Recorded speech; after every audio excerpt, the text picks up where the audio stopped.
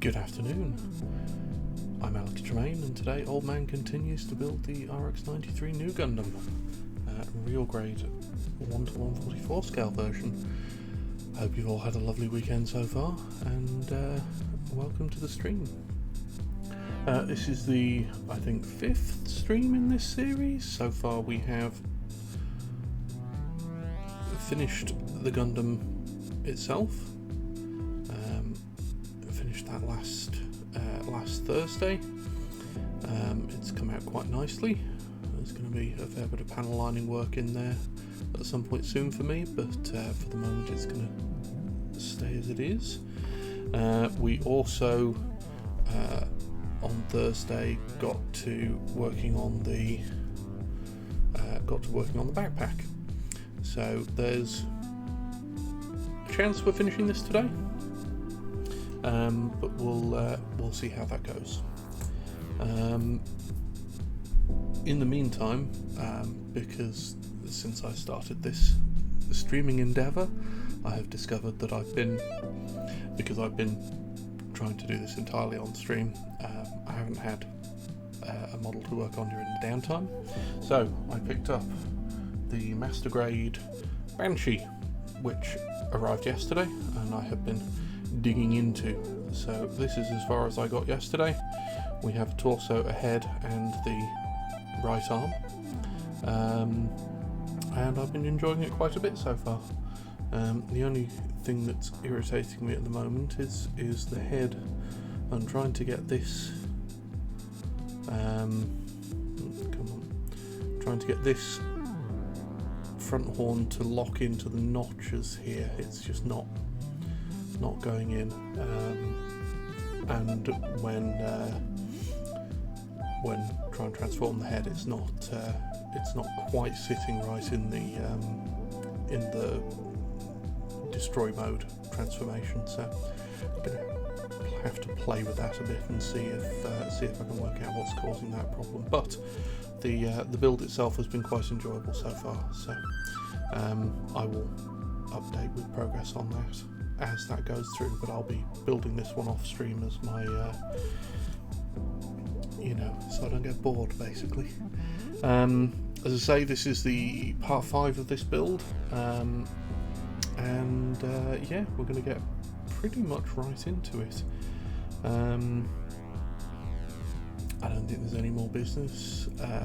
For anybody who's new to the stream, I stream 1 o'clock till 5 o'clock every Sunday afternoon GMT, and I stream 7 PM till 10 PM GMT on Thursdays. There will be bonus streams, but those 2 streams will be the regular on-stream build streams. So those will be construction of whatever it is I'm currently building live, and that will be beginning to end construction process. There will be no build off stream for anything that I'm building on stream, if that makes sense. Right, I think that covers everything. Gonna get started where we left off. So I do not have the double fin funnel kit. I have been looking for one, but they're difficult to get hold of. I may be able to get hold of the heavy armour, the HWS modified HWS expansion for this model, and if I do, I will also do that on stream. I have been looking for the double fin funnel because I just think this looks absolutely fantastic with both wings. It looks really nice, but the ones I've been able to find have been prohibitively expensive, so we'll see how that goes. So yeah, let's that means we are building this style rather than this style, which means one of these won't end up being used, but it will go somewhere safe for if I manage to get hold of a fin funnel set. Right, so we'd just finished this section here, 094, so we are on 095, which means we need F34 F33, H36 and I-15. So F is here.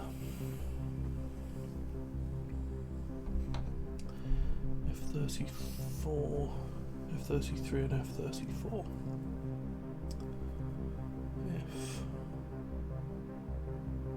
F33.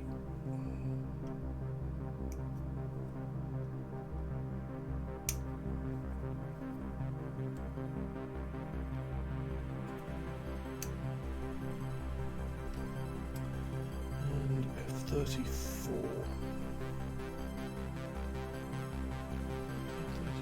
F34.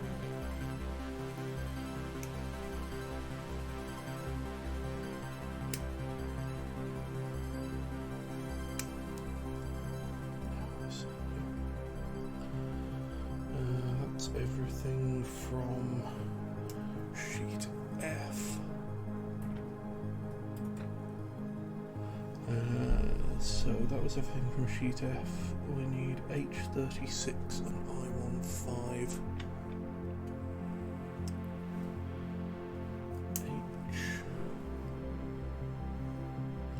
H36.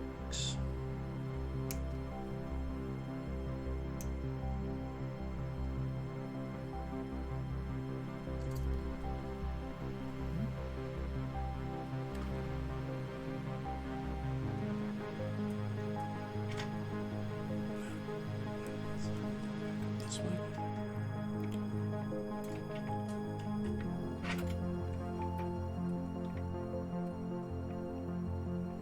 H36 and I-15.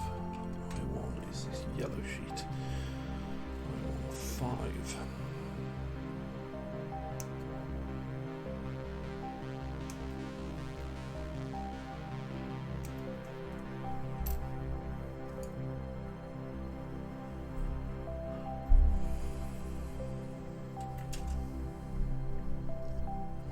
So let's start with this.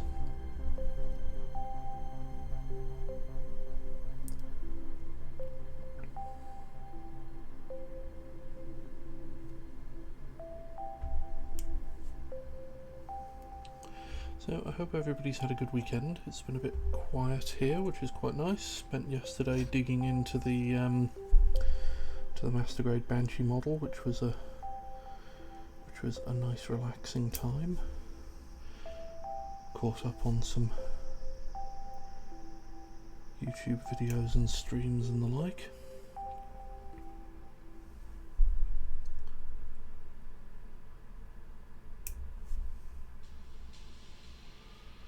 Got what will hopefully be another nice quiet week ahead. See if I can get some more work done on the Banshee and maybe catch up on some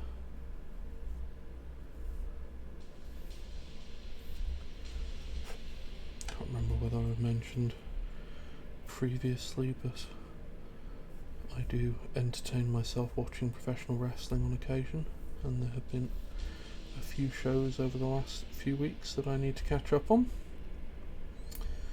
I'm currently several shows behind on the promotions I watch, which is generally Stardom and New Japan. And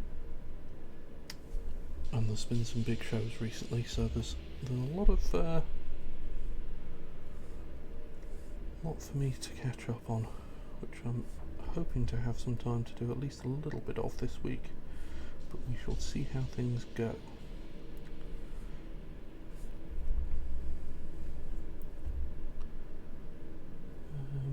Yes, there it is.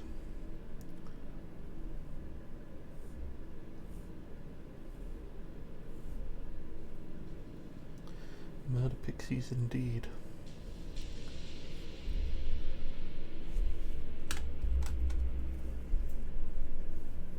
Which way? It's that way.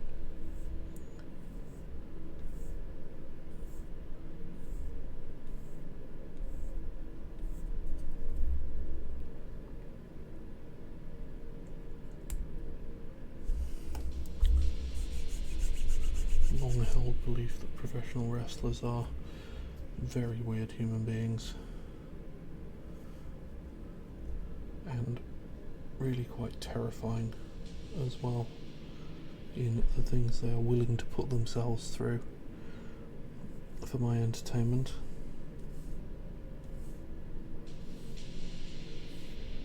And this week has been no exception.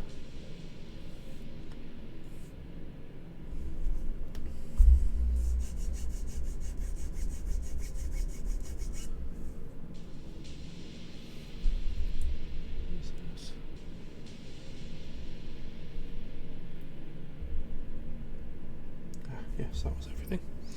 Right, so this one sits on here.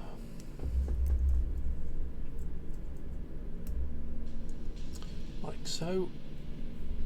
And then this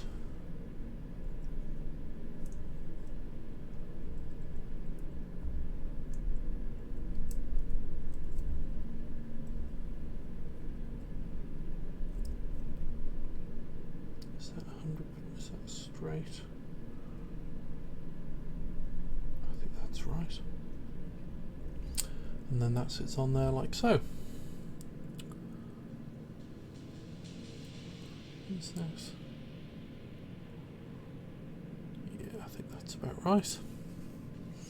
So that's one side done, and then the other side is different because it will not have the fin funnels.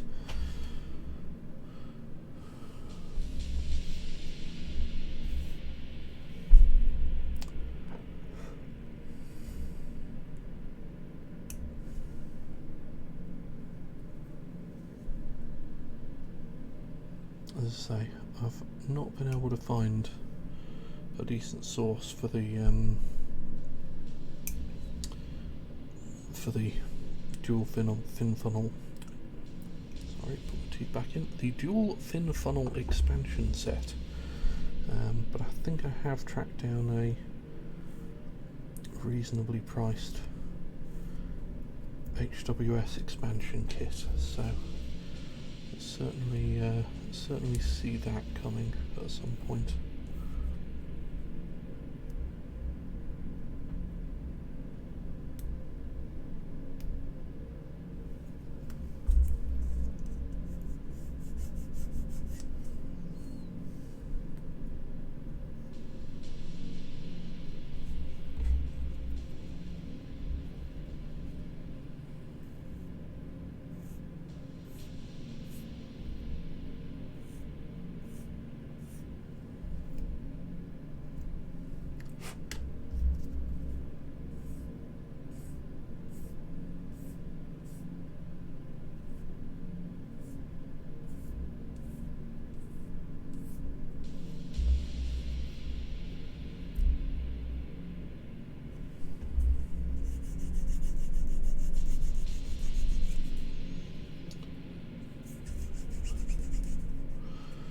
Polish surface on this is getting worn out. Going to need a new one at some point. It's fine for the moment, but that's something to think about in the next few weeks. Might lay in a supply of them.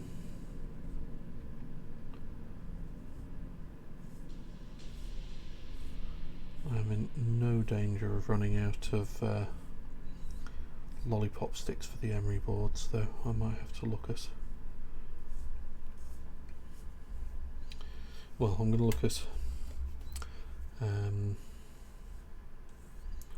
based on a conversation from last stream, I am going to be looking at trying to set something up with wet and dry paper rather than the Tamiya finishing papers to try and stop me running through abrasives quite so quickly. Okay, that's nice and clean.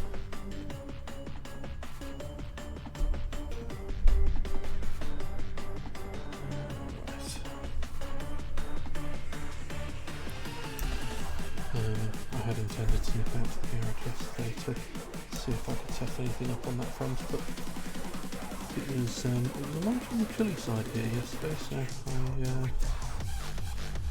I might on the chili side and the Banshee box had arrived, so I'm afraid I got thoroughly distracted with that. I didn't end up out in the garage at all.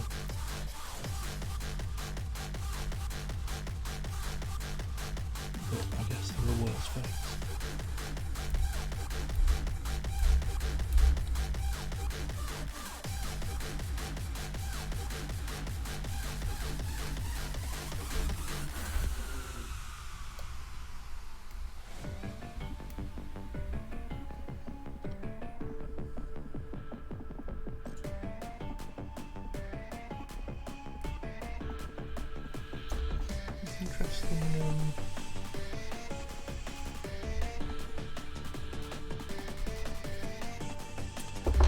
Interesting to note the differences in the quality of the mouldings between various kits.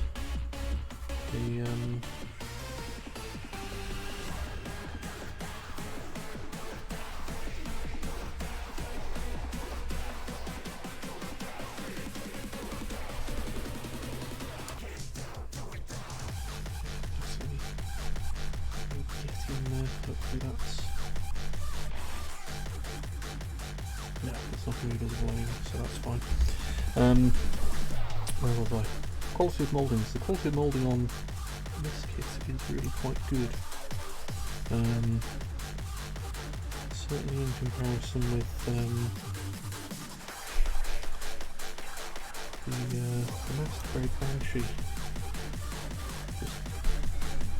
Noticeably more seam marks in the mould on that. Not sure what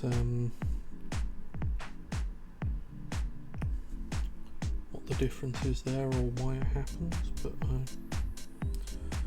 it's definitely better quality on this. I mean, obviously the two perfect grades I've done both had excellent quality moulding. A little better on the Zeta Gundam, I would say, but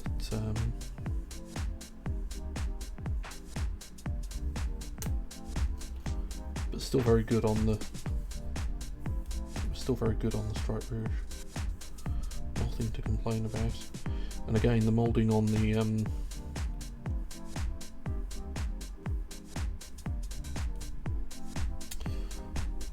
moulding on the real grade Unicorn was also excellent. This Master Grade Banshee is the first one where I've noticed a significant difference, if you see what I mean. It's been not problematically so, just interesting.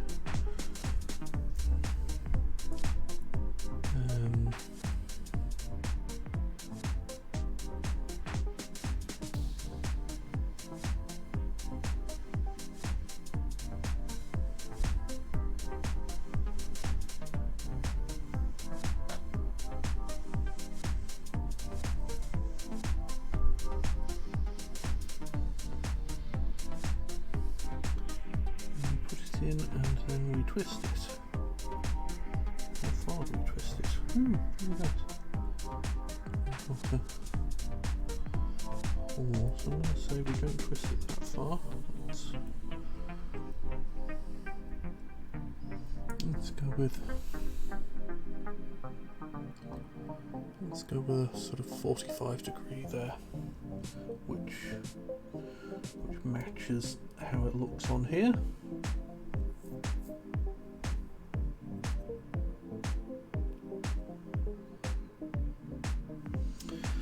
Right, and then this lives on here like so. We have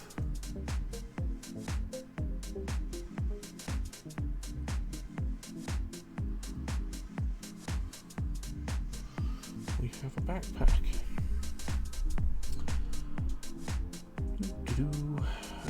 this is compatible with the action base, which I do not have.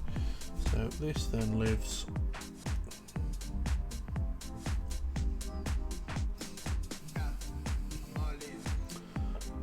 upon the Gundam like so. So I think that's coming out quite nicely so far. Right, let's put this out of the way in the box with the spare hands and the like, so it doesn't go missing on the off chance that I manage to lay my hands on the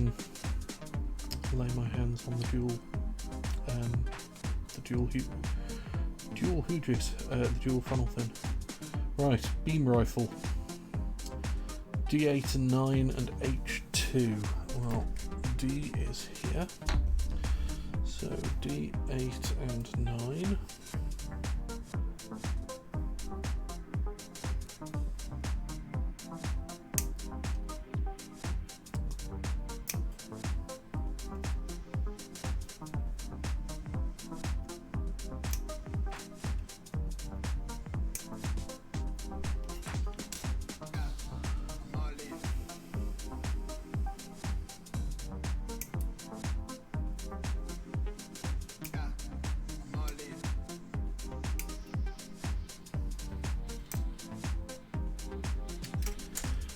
D8 and 9 and H2. Where's H? This is H.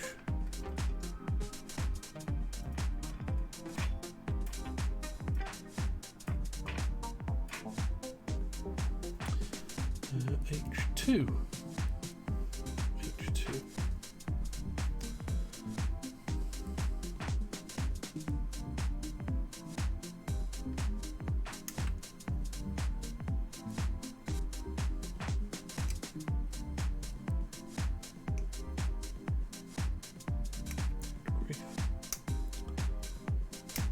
I really wanted that not to come off. Come on, there we go.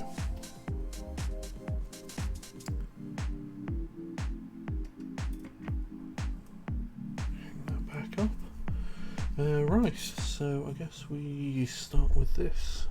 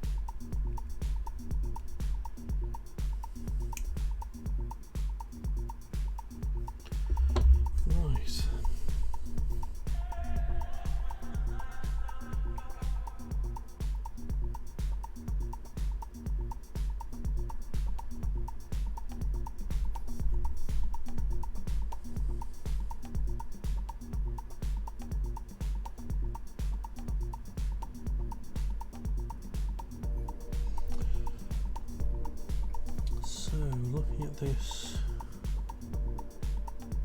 it's going to be visible. No. Not massively visible anyway. So we can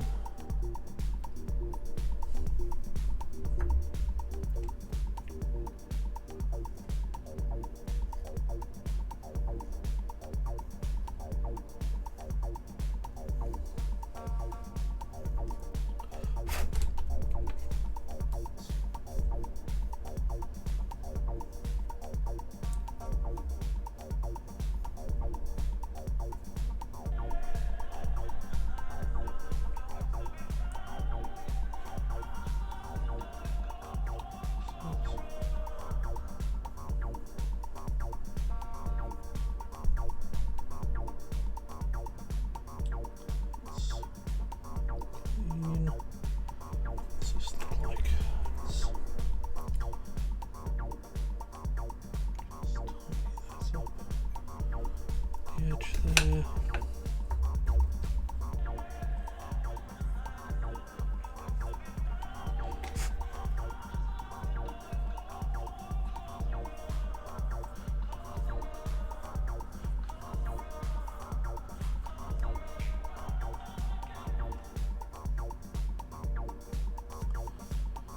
Right, and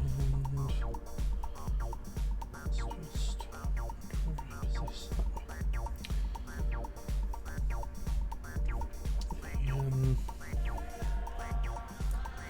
something I have discovered about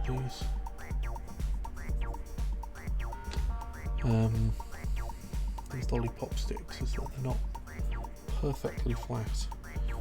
There's normally one side which is very, very slightly concave and one side which is very, very slightly convex.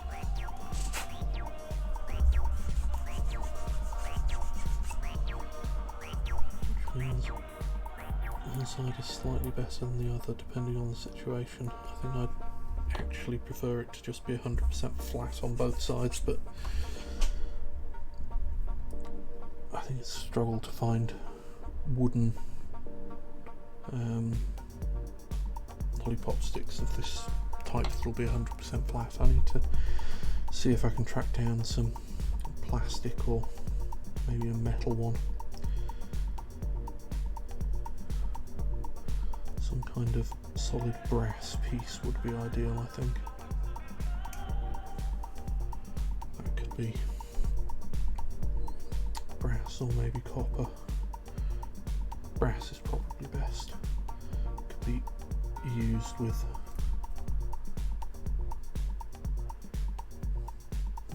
no, let's go this way. Brass could easily be used with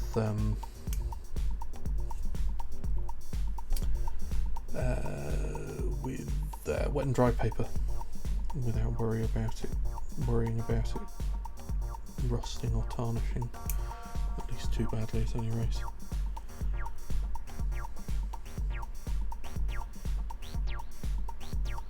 Aluminium would probably work, I guess, as well. Might have some aluminium knocking around I could use. It's getting a piece that's actually flat in the first place. That's the really interesting part. I think I might have some options, but I need to have a look. What I was supposed to be doing yesterday in the garage, when I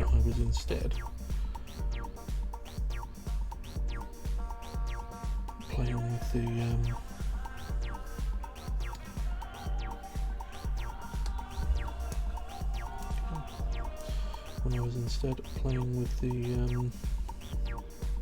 Banshee kit. So, you know, priorities, I guess.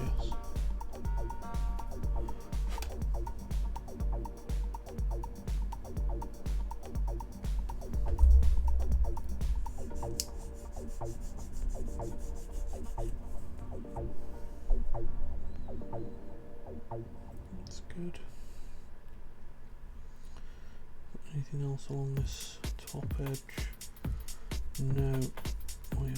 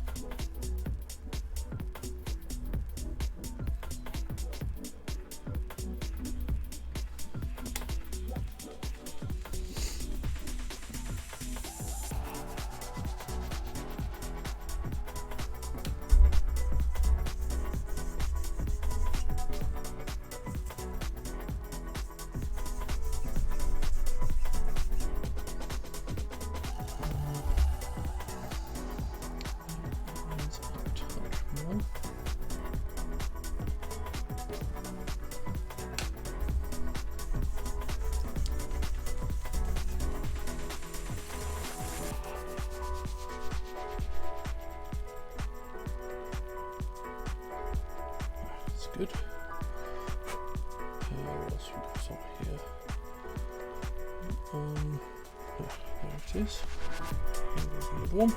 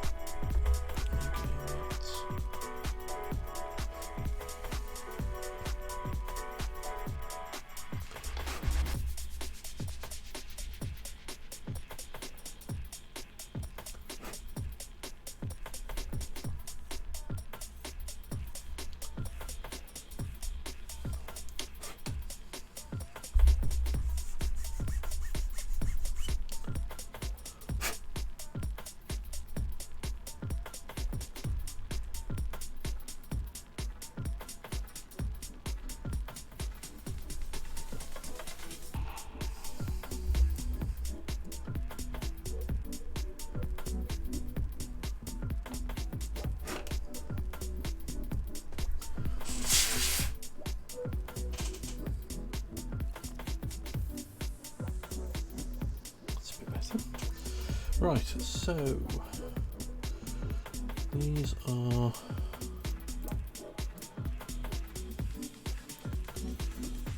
clipping together like so.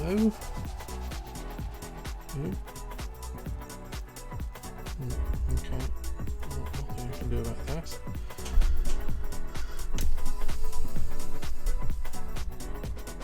Maybe that's off. As we can on the other side.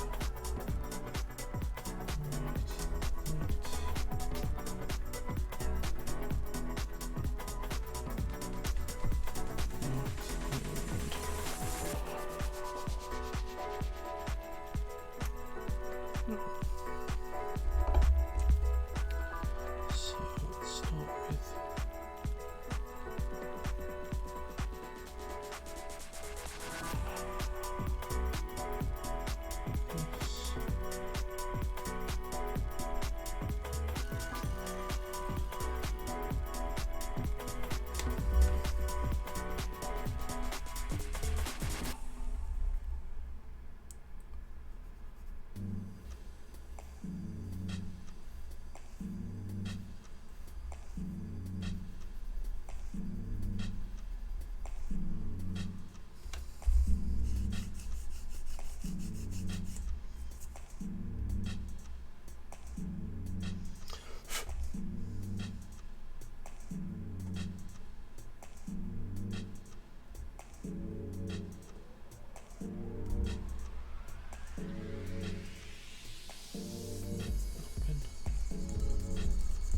Somewhat fortunate there, that's come out. Despite that nub pulling it off itself, it's coming out okay. Alright, let's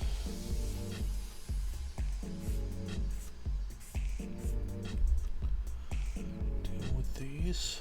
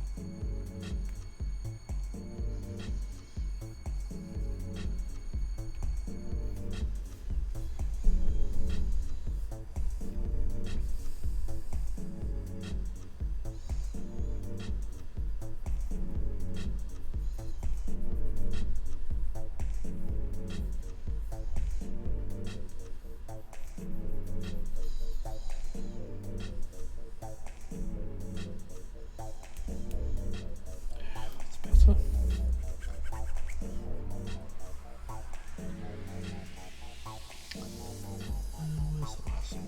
There it is.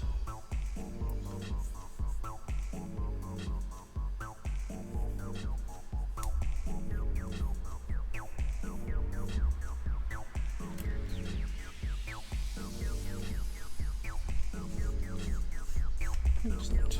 Right, and then this clips together. so,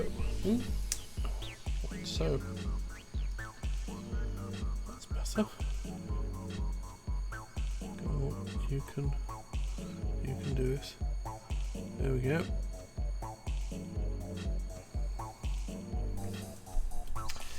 So step 2, F15 and D7.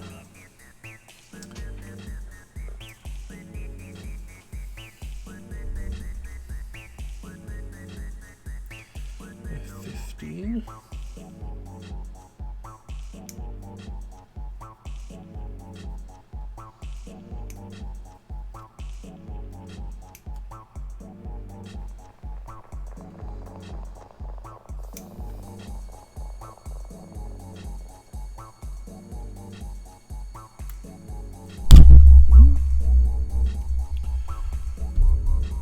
Apologies, headphone users.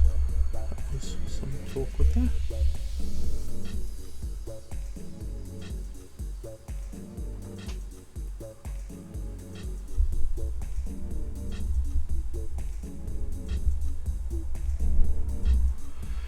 Where were we? F15, D7, D. D7. 7. There it is.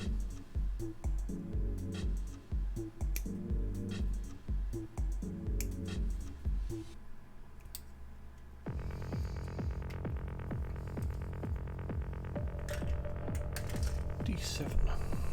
Right, so let's start with F15.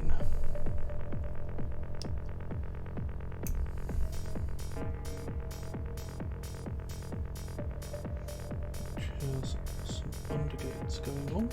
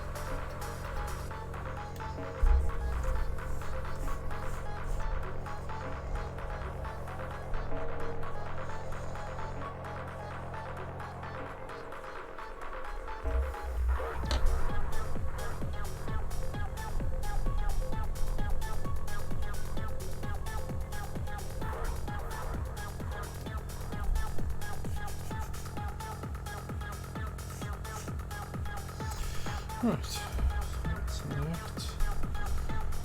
This then sits on here.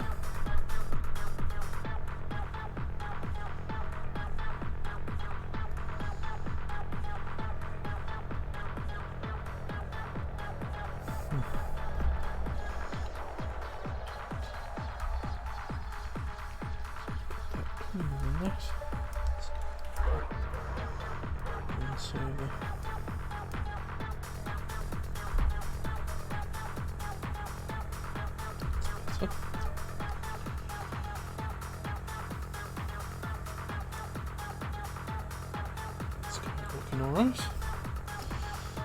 And then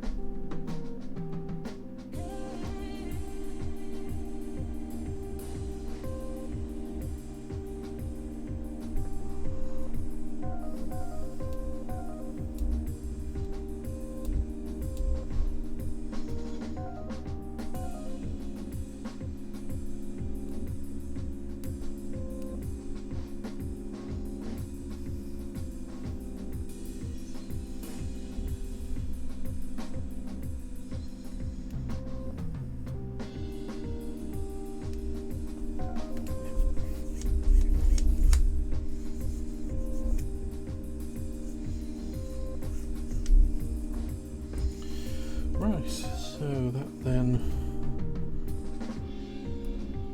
fits like so.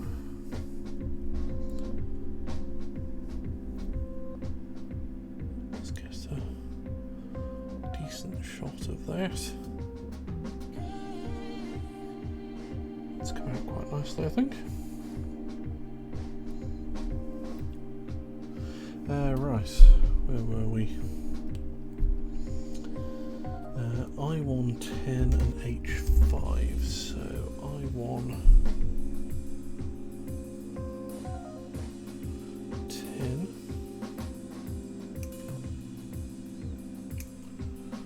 is there. H5 H is up here.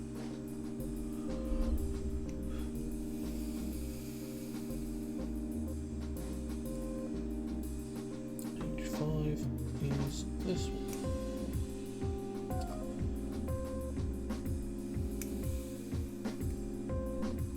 H5. Let's put that back up there. Get it out of the way. So where's this going? On the end there.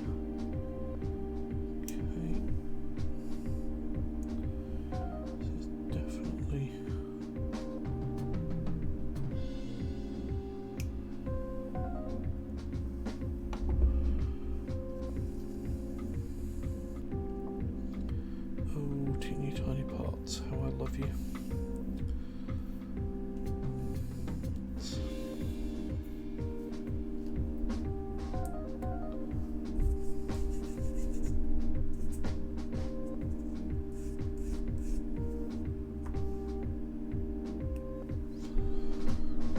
And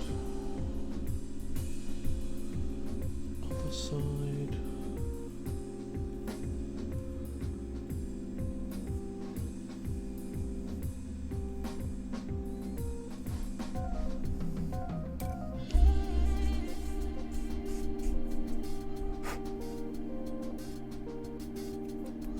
Right, there we go. So this goes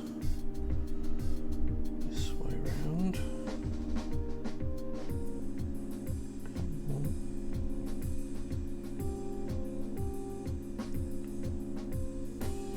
You can do it. There we go.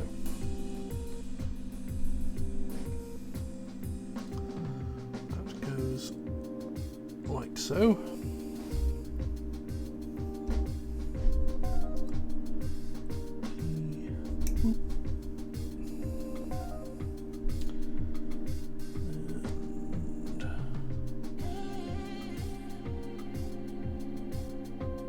You have my condolences, Miss Temperance.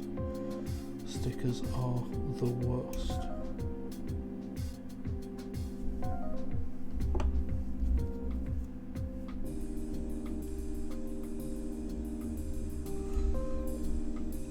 A necessary evil, but an evil nevertheless.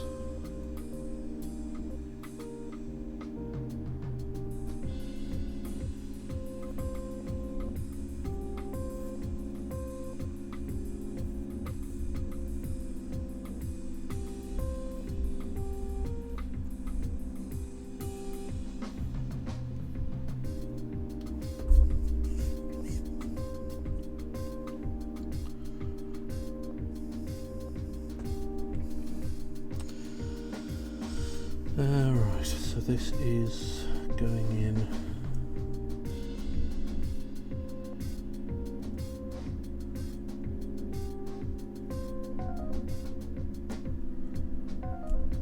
here like so.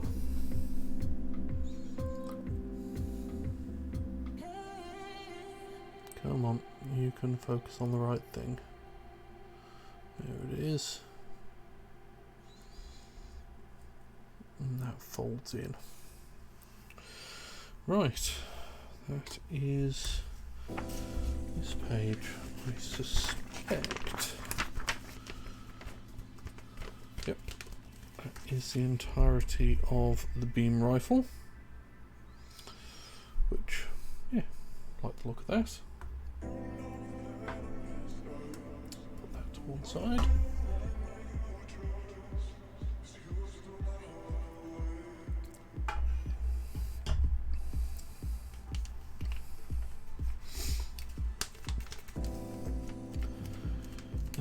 Hyper bazooka, starting with D6.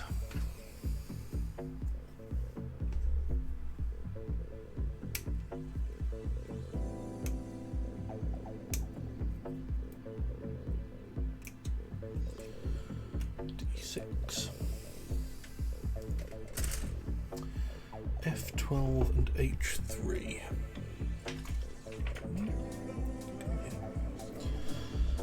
Right, H3.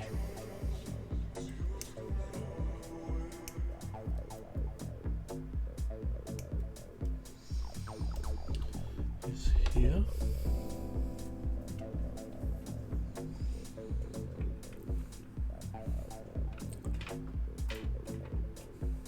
And F12.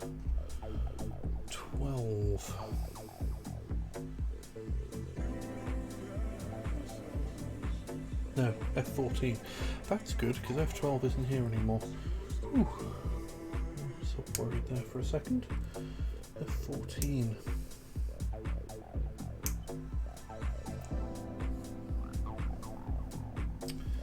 Right. Back out of the way. So, let's start this.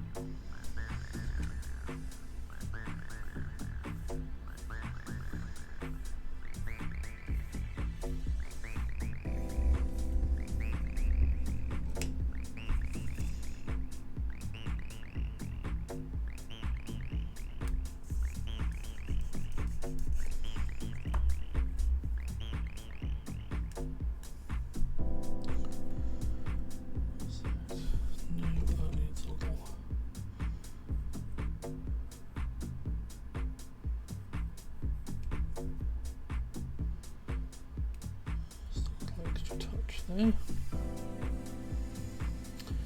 Right, what else we got? Tip here.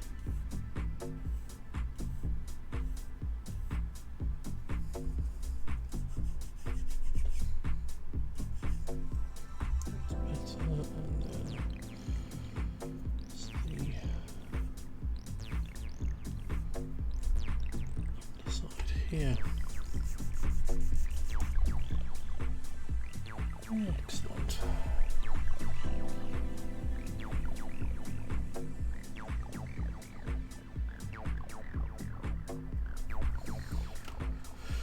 Right.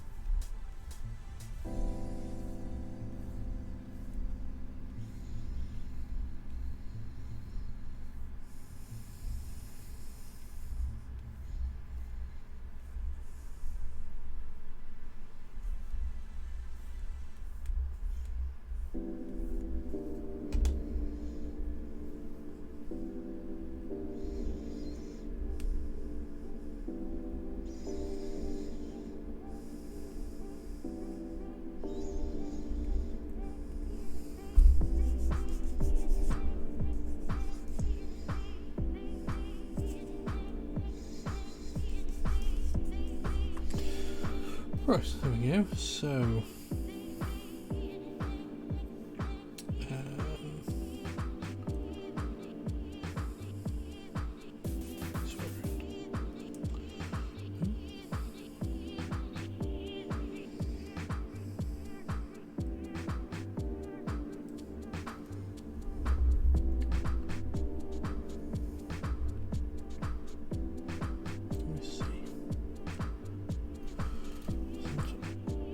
held in place on its own there.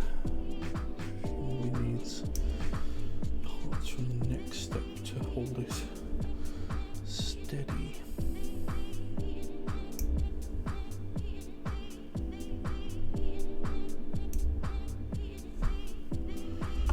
Right, just tidy up.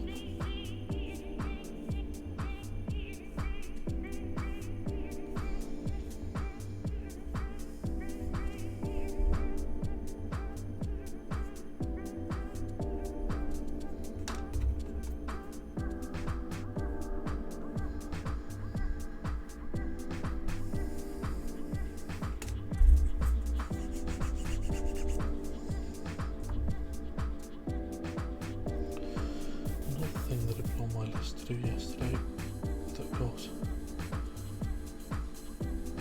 completely abandoned in failure of building.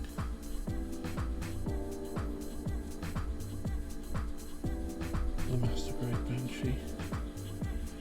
It's actually putting up a shelf in here for all of these Gundams to go on. Needless to say, that was also predicated on me getting up to the garage, which I, as we know at this stage, I did not do. Shelves here, drills in the garage.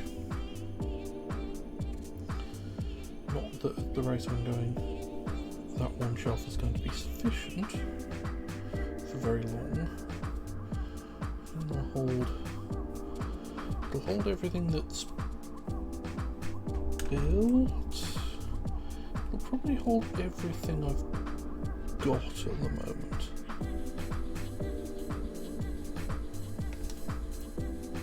Even the unbuilt models. I think that will hold everything that I currently have in backlog. But maybe not a great deal more than that. There we go. So, D1 and D2.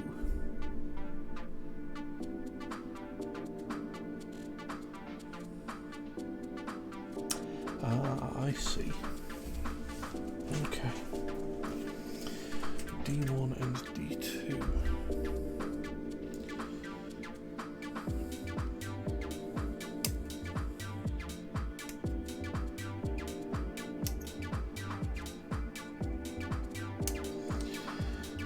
There's going to be trips to B&Q in the not tremendously distant future for extra shelving. Well, not tremendously distant future. In the sort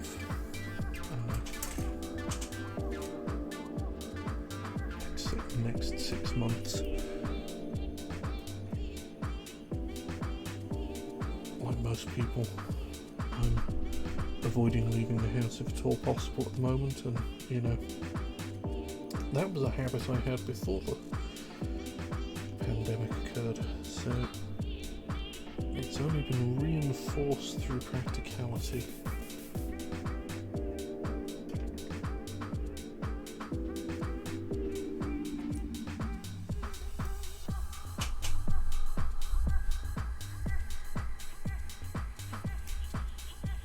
The outside world can, as they say, get into the sea. As far as I'm concerned, not a major fan. The only things I've really missed, sort of outside world wise, have been, well, the primary one is we were supposed to go on holiday.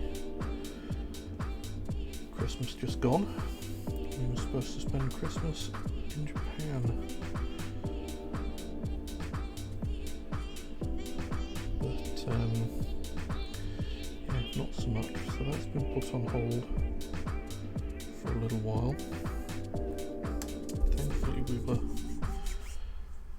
Thankfully we were able to recover what had been spent on it already without difficulty, but you know, disappointing nevertheless. But in the more normal course of events,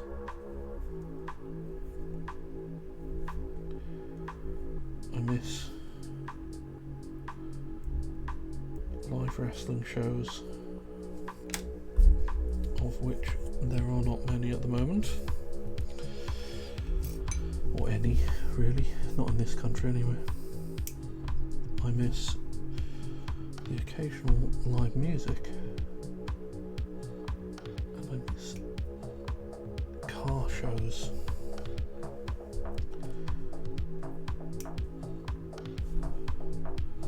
Only ever really went to a couple a year, but it used to be nice to go out to classic car shows and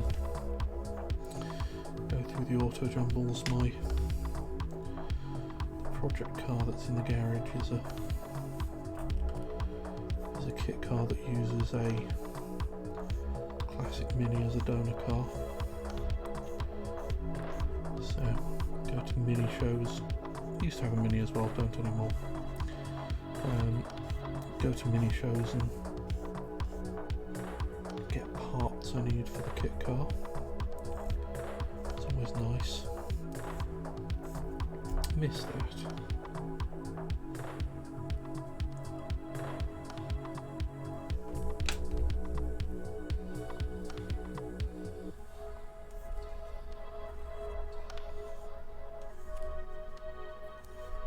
games conventions.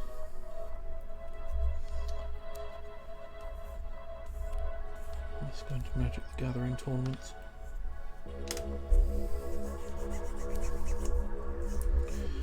We're supposed to be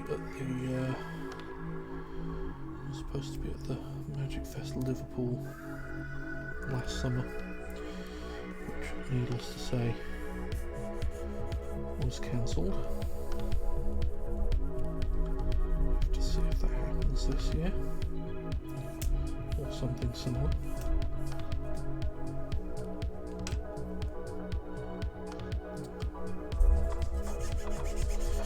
Yeah. Tabletop role-playing has been a bit of a weird one in lockdown, because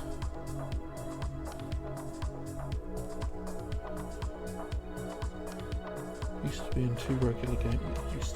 I'm still in 2 regular games, both games running online through Discord or similar. One of which was a regular weekly game, which, as I say, used to be in person, used to run here because we happen to have a decent table with enough chairs for it and space to do it. And the other game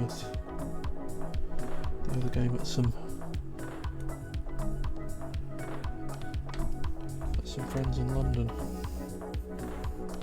And yeah, the games are still happening, and in fact, in the case of the games down in London, it's happening more frequently online than it ever did when we were attempting to meet up in person, purely due to travel distances. It's much easier to synchronise everybody's diaries if one doesn't have to travel the length of the country to do so. But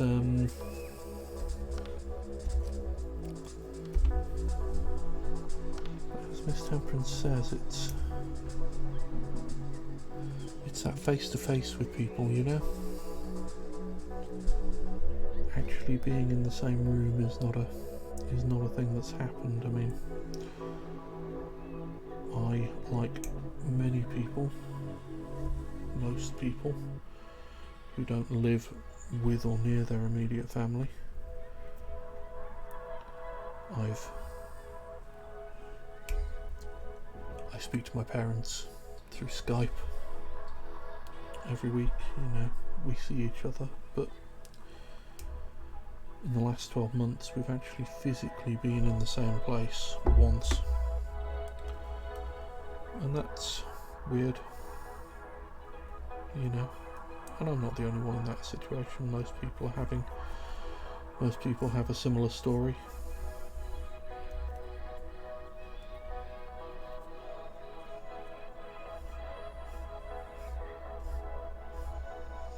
And hopefully we're coming to the end of that, but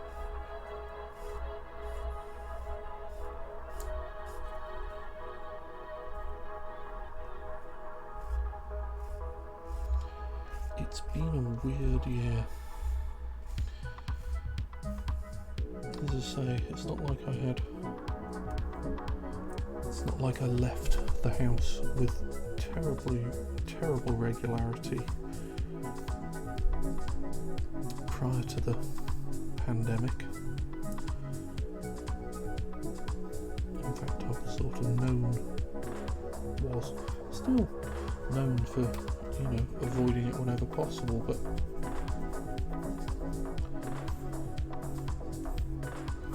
not having the option on the occasions when I actually feel like it is,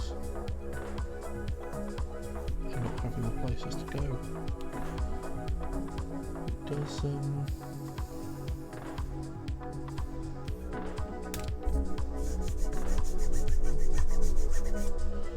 gets to you eventually. I never thought it would bother me, but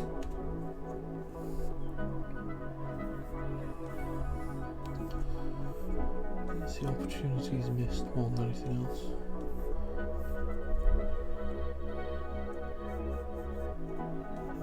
postponed rather than missed.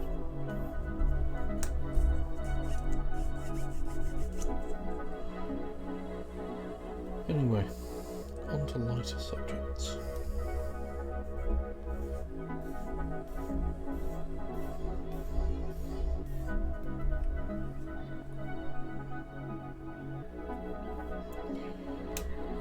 The last thing everybody needs is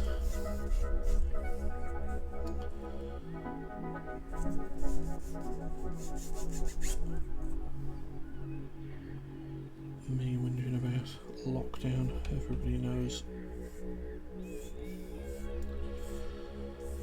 Everybody knows.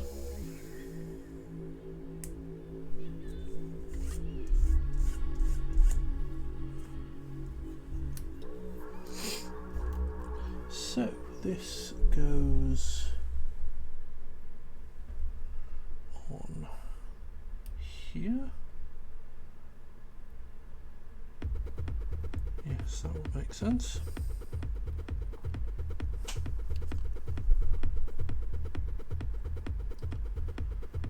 Then this lives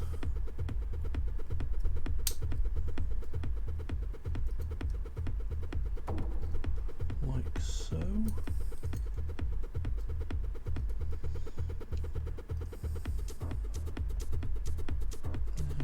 I see how this is going.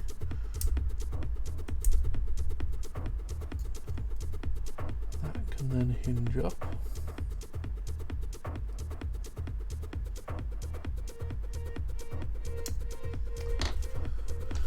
Right. What's next on here?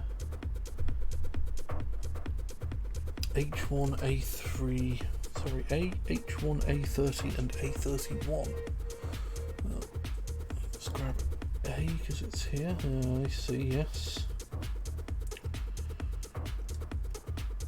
I knew we had to be getting to some of these red parts sooner or later.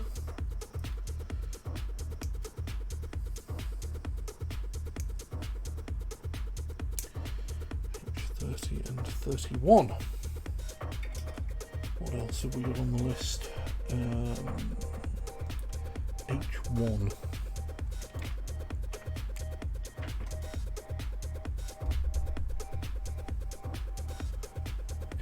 H1.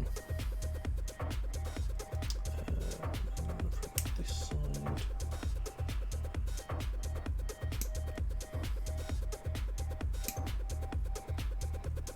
H1.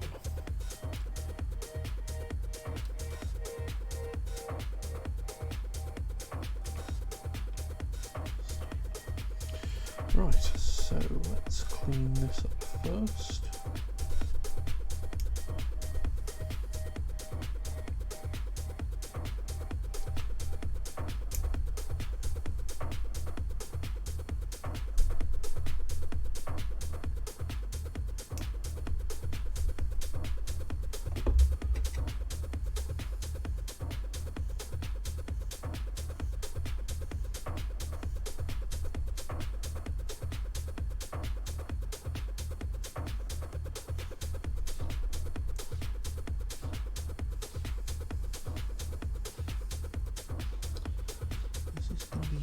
Hidden.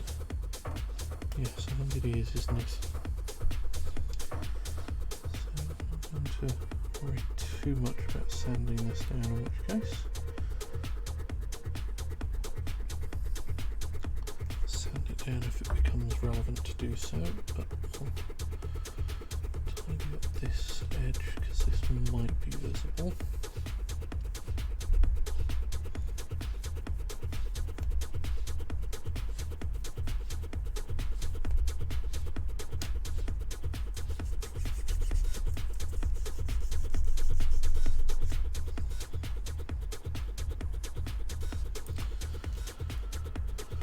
Right, so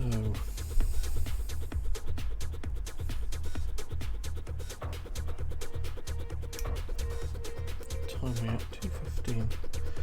Okay, we're going to take a break in a moment. I'll just finish this little sub-assembly and then we shall have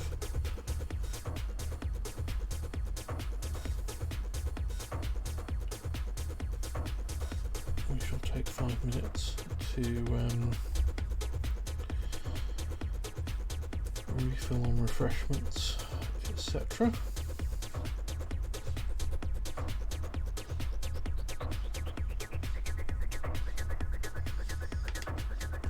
Again, I don't think this is going to be, none of this is going to be visible, is it?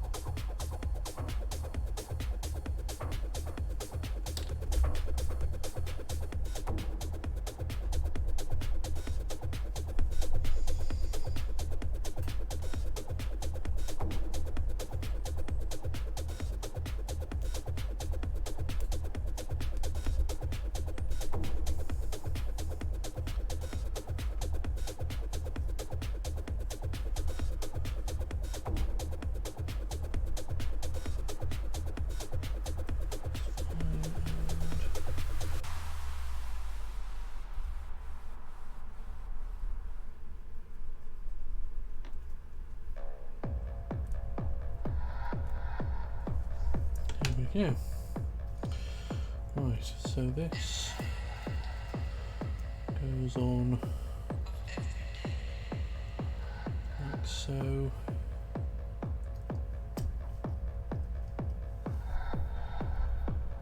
Right, we shall come back to this after the break.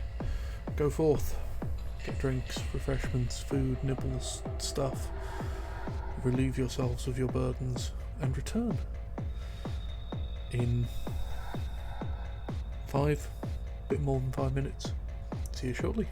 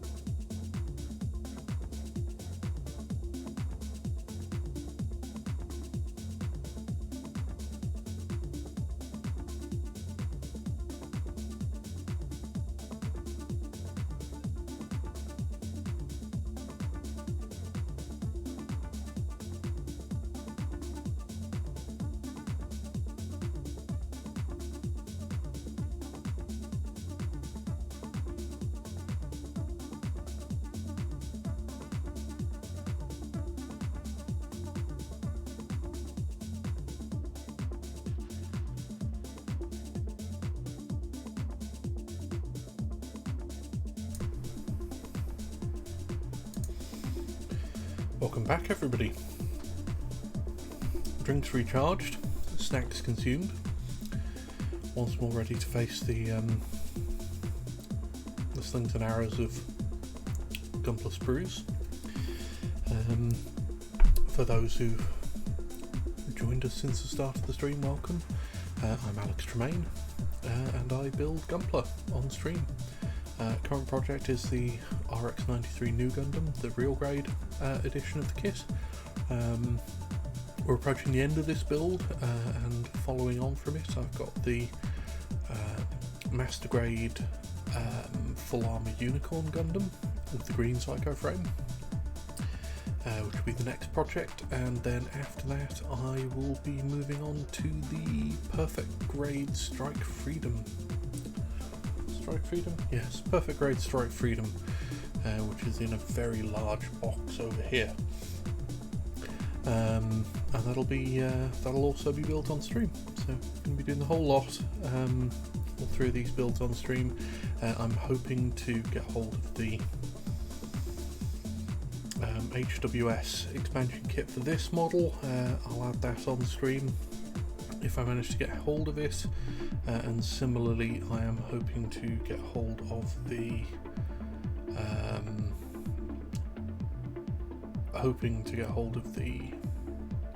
dual fin funnel expansion for this model. That's looking less likely, sadly. These things happen. I stream Thursdays and Sundays, Sunday afternoons 1 till 5 UK time, and Thursday evening 7 till 10 UK time. Always nice to have extra people to chat with. If you're new here, if you're enjoying yourself, I would be eternally grateful if you would hit the follow button, but don't feel you have to. It's just nice to have people around. With that out of the way, onwards, and we are continuing to build the Hyper Bazooka, and the next thing is part F9, which is here. So let's get back to it.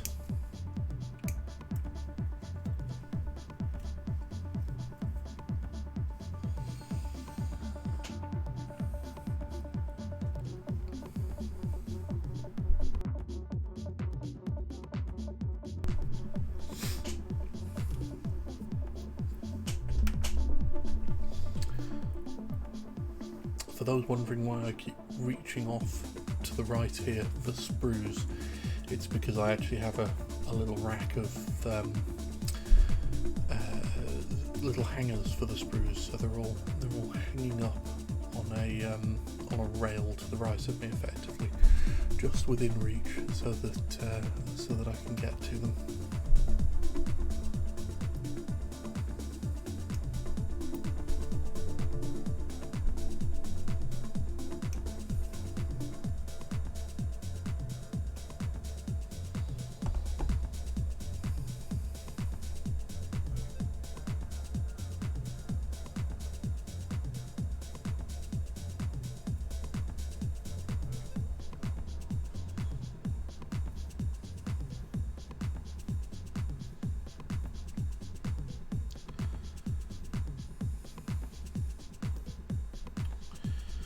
So, I don't know whether we're going to finish this today. We might do, but if we don't, we're definitely going to finish it on Thursday, I think. I don't think there's going to be enough to take us any further than that.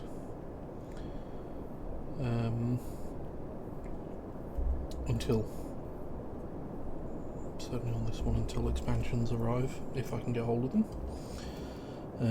So this has a flat edge. It's on there like so. And the next is then F3 and F8.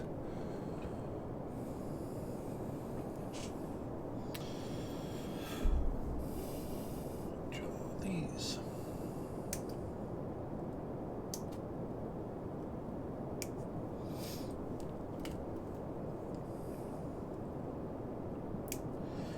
So there's a good chance we'll be moving on to the Master Grade Unicorn on Thursday. So if that's of interest to anybody, come along. Previous streams are archived on YouTube. There is a link to the YouTube channel in the channel description here on Twitch. That has all of the archive videos. I know some of the earlier streams are now falling off the Twitch VODs here, so they are not lost. They are saved for posterity on the YouTube channel.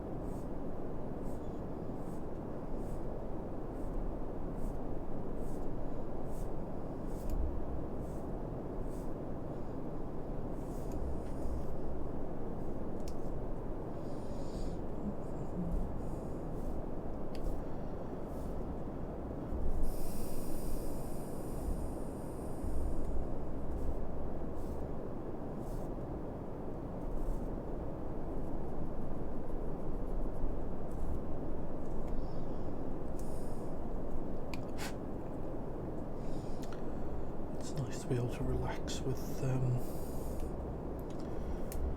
just building these.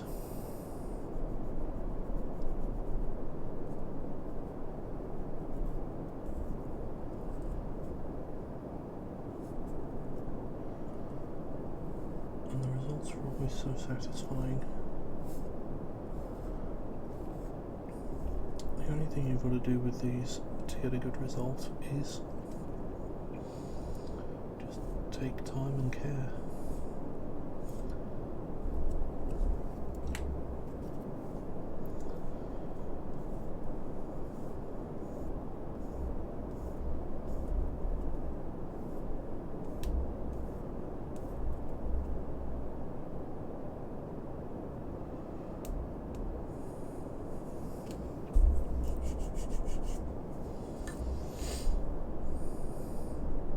It's been interesting seeing the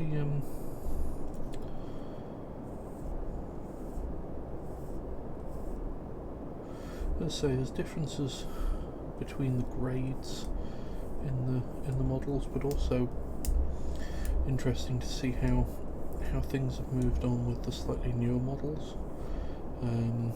Obviously this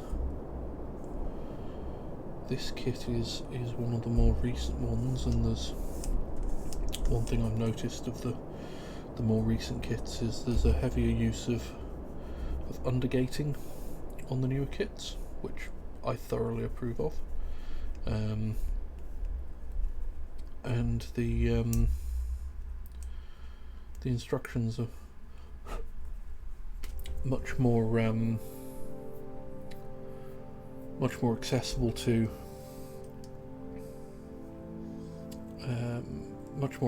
to non-Japanese, well, to English speakers, non-Japanese, much more accessible to English speakers.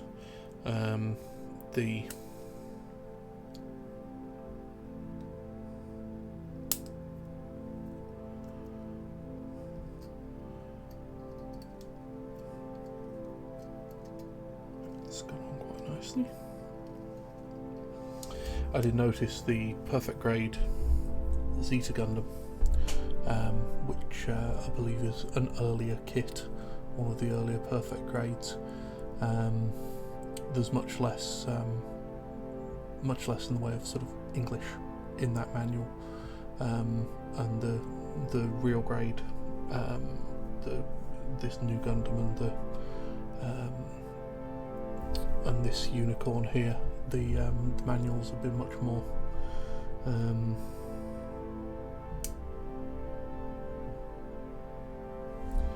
more supportive of English readers.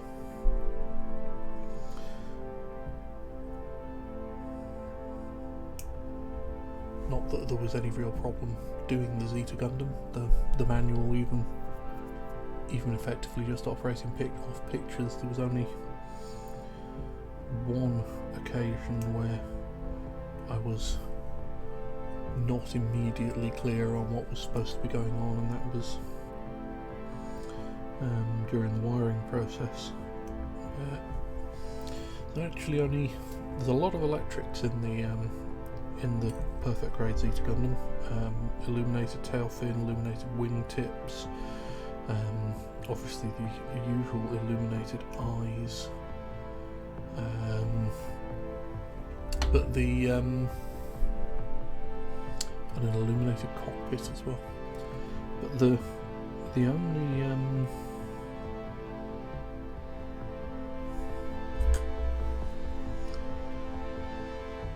there's actually only 2 sections of wire in there. Everything else is just sort of done with sections of fixed metal contacts that just slot in, and there's only one section of, well, 2 sections of wire, one in each wing, and it was not immediately clear. Well, not immediately clear. I missed initially what length the wire needed to be cutting, because it just came as a single, well, 2 spools, one for positive, one for negative. I didn't immediately spot the where it was indicating how long it needed to be cut, but the a bit of close reading, and it was actually there, just buried in a paragraph of Japanese text. In Roman text, it was 25 mm, 25 millimeters. It needed to be cut to.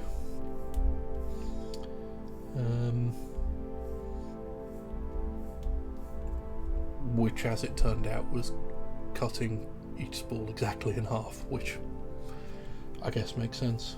And that length was bang on for the construction as well.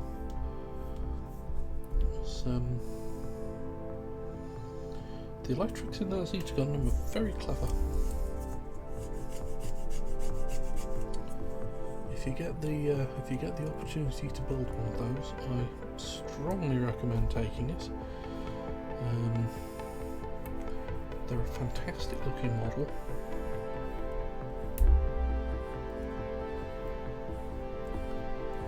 And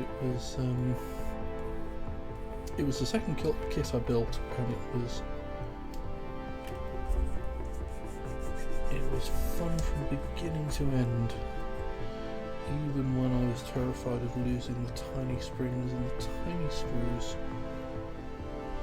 I managed to get through that build without having a ping fuck it moment, for which I'm very grateful. You can see there it is. That's the perfect grade Zeta Gundam, and that's a Sprite Rouge with it. I'll bring them down at some point and you can show them off on stream.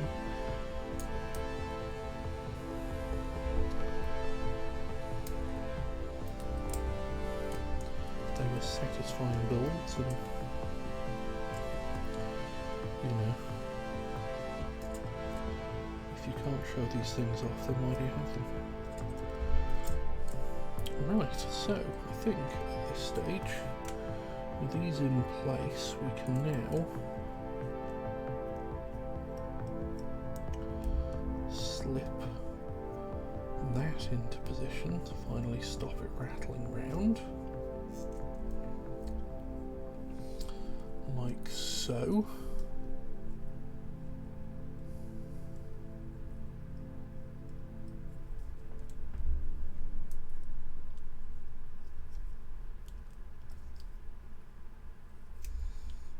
which is very nice.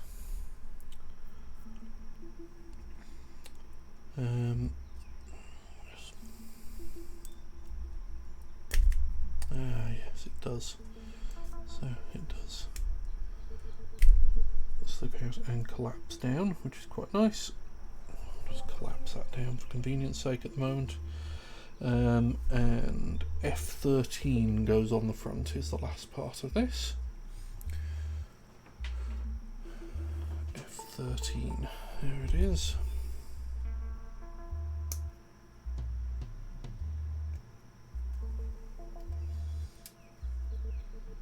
The Strike Rouge build was also really good.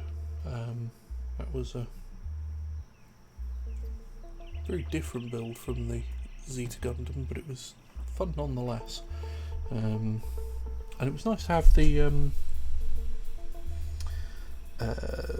Sky Grasper and Ale Striker components that it comes with.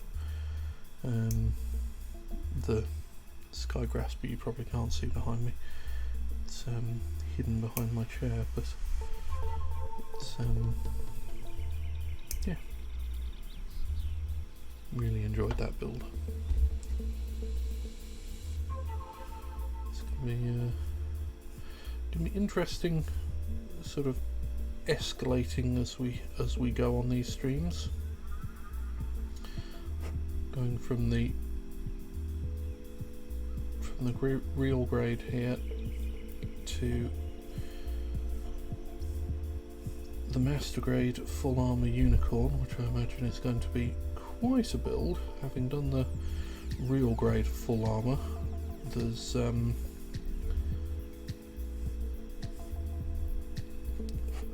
no shortage of extra components in that kit, I'll tell you what.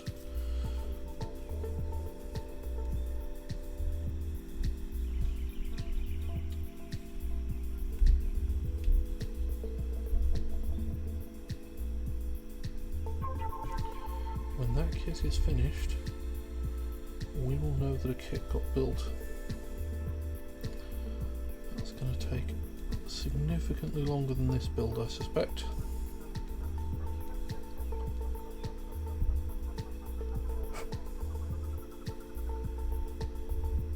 But we shall see.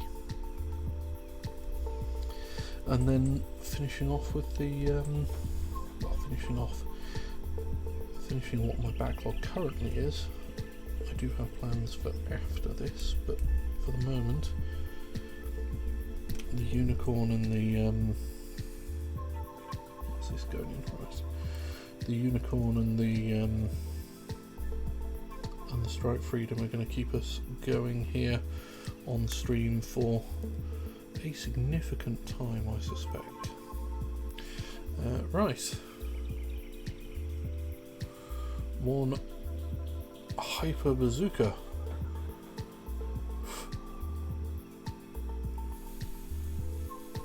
With all its components there, and that will then come on, focus. You can do it. There we go. That will collapse down like so. So, 2 weapons down. What have we got next? Beam Saber. D15 and D5 and D4.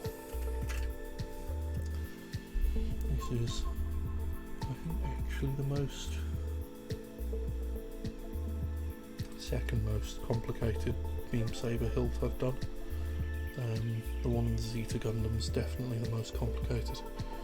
And at some point, I might do that on stream. At some point I need to go back to that Beam Saber and actually get it working, because that's an illuminated Beam Saber, and when it works it looks fantastic, but just having problems getting the connections to actually do what they're supposed to.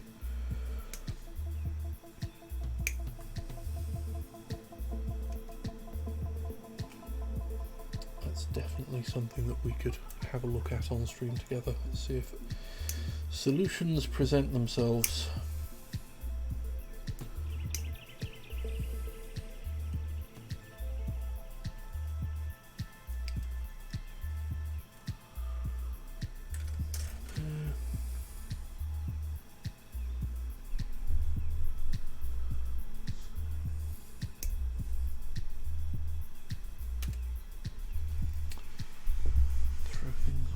people.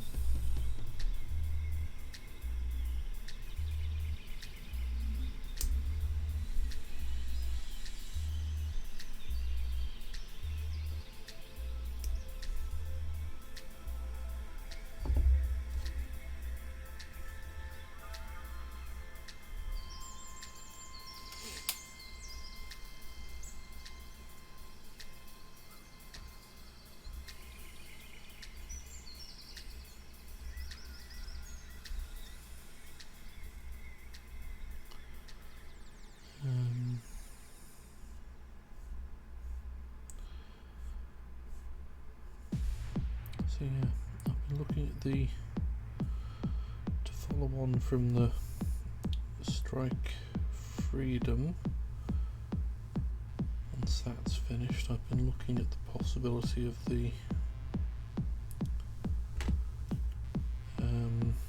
Master Grade EX Unicorn with the single ribbon sheet of LED lighting inside it, and the cage that comes with it.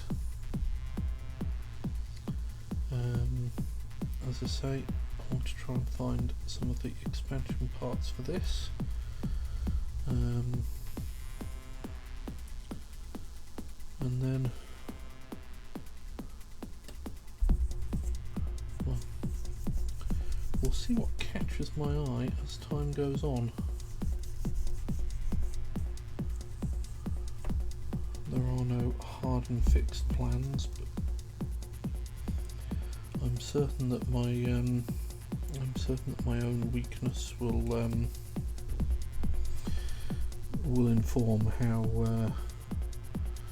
things will progress as the future unfolds.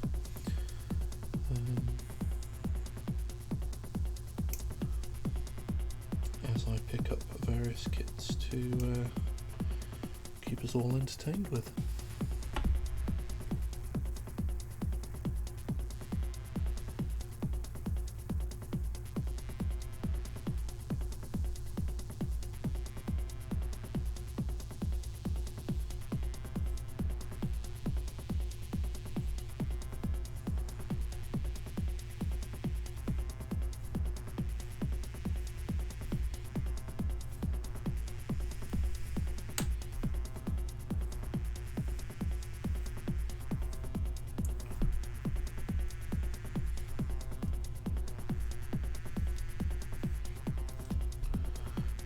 How appealing it is, but I could do some panel lining on stream,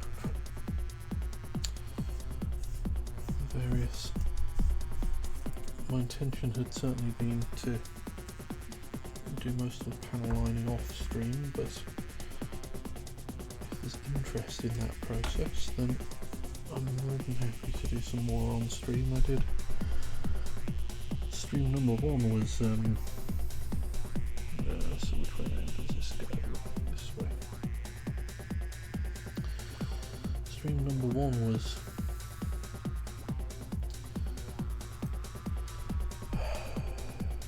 panel lining on the unicorn here. I'm not against doing some more panel lining on stream.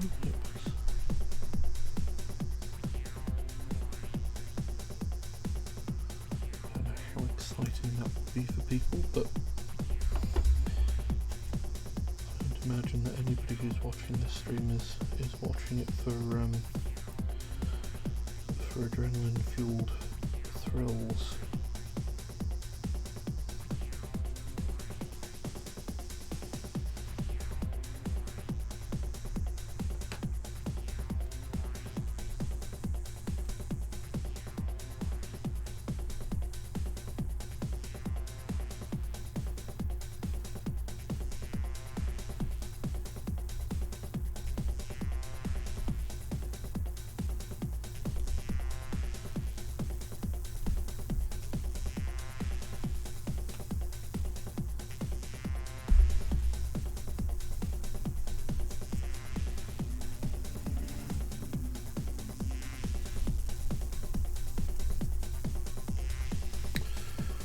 Right, and then this goes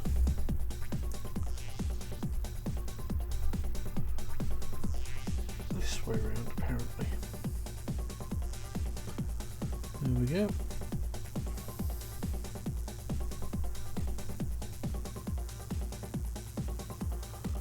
On beam saber hilt. Right. Onto the shield. So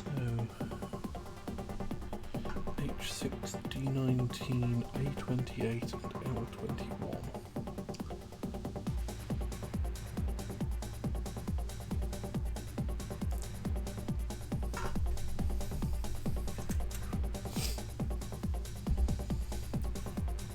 D19 is very easy to spot.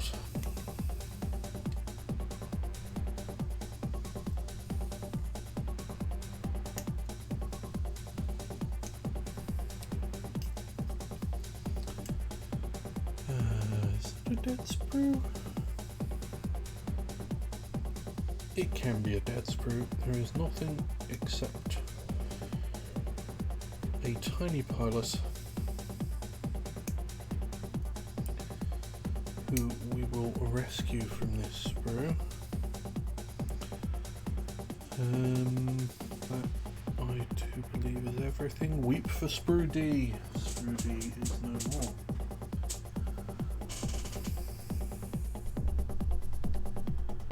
Let's just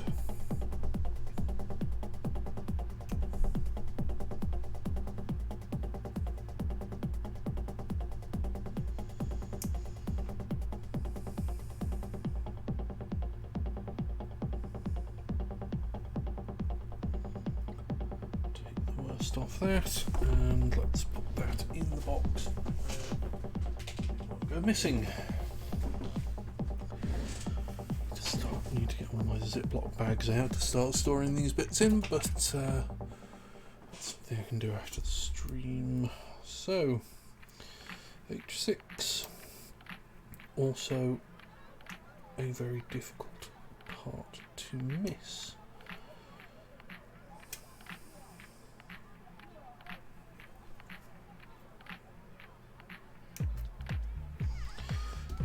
H6, right, how is this? Around.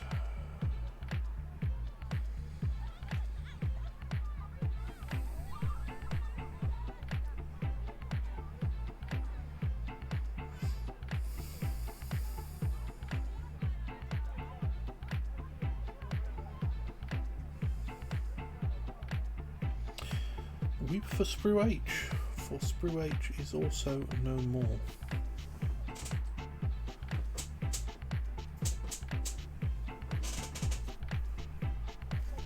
And then we need A28 and L121. A28 is this.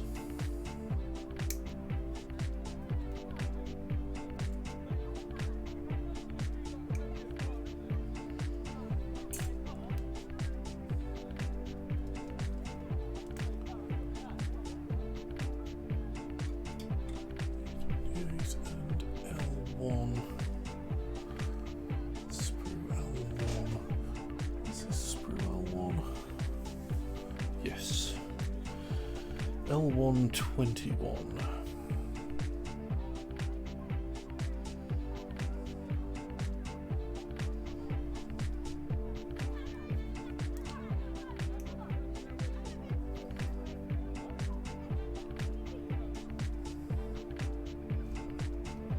Tiny little part. Right. Sprue H is gone, so we can hang that in its place a little closer. Actually, you know what? I'll just bring that down here, given it's a small sprue. So let's start taking the knobs off this.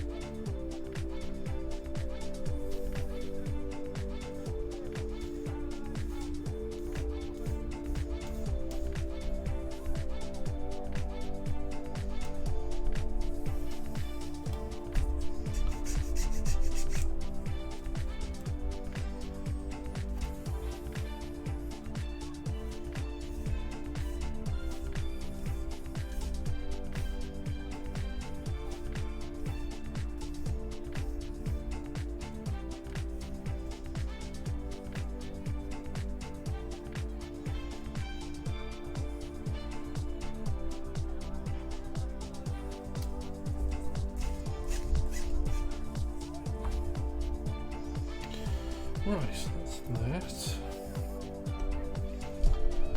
This needs to be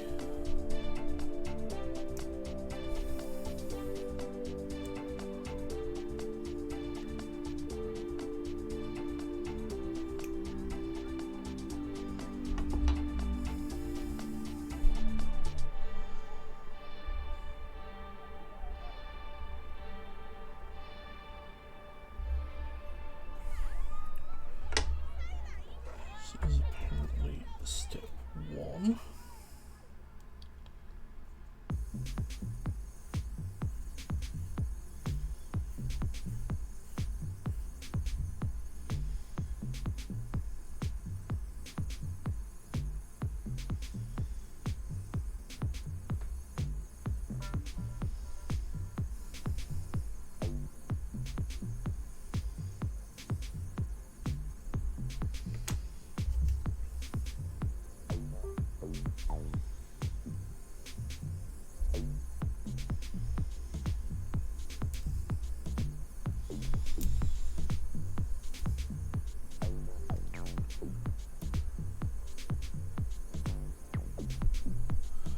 I will have you know that my beard is not only a neck beard, it is all of the other places' beard.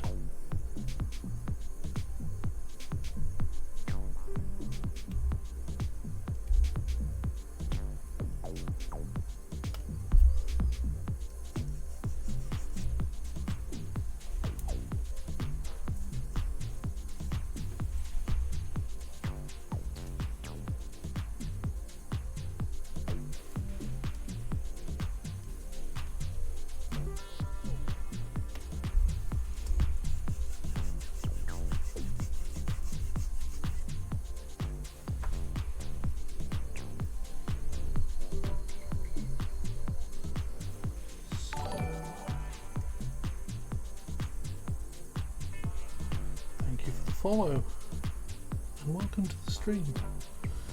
And yes, my nails do indeed need cutting, but it was going live on time or cutting my nails this morning, and I'm afraid one of those things was more important than the other. Ace to Trash, welcome to the stream.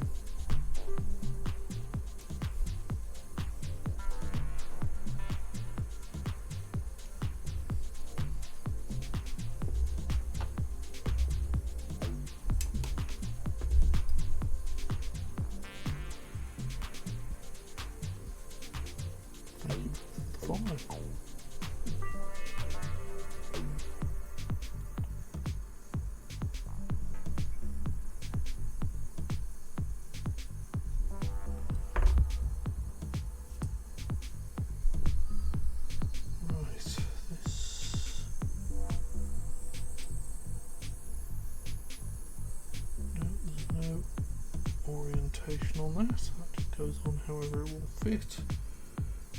Oh no. There is a small indentation there. Right. Clean this up.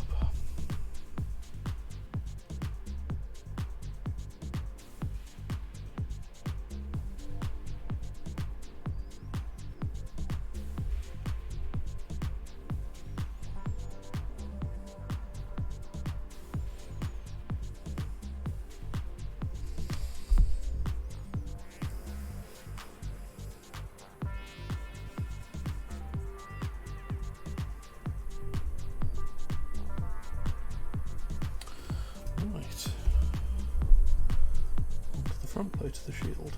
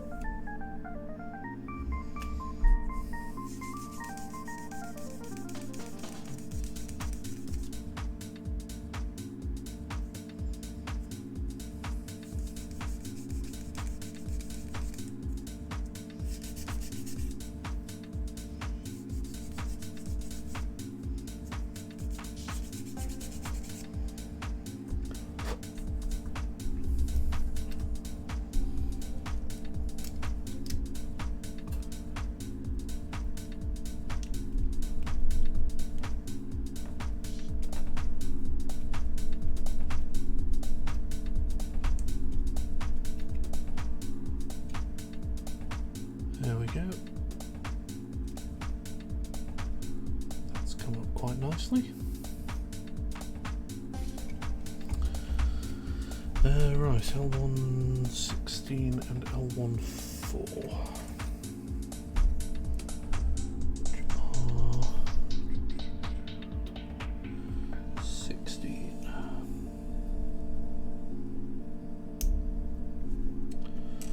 And L14 is here.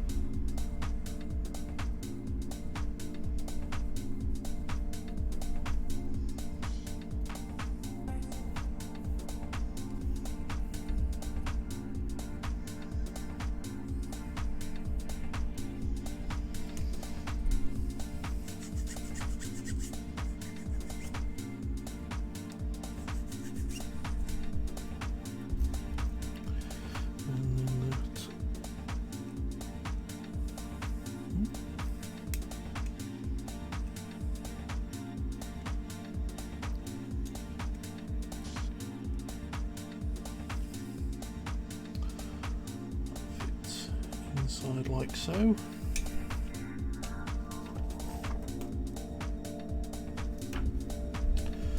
Right, that's the shield finished.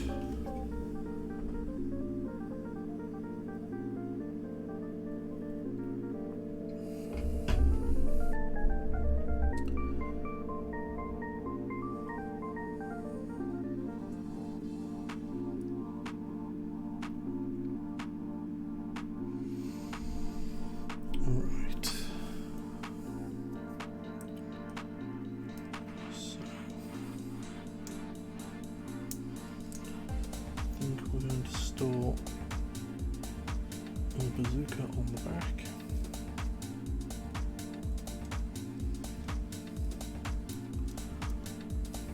Yeah. Like so.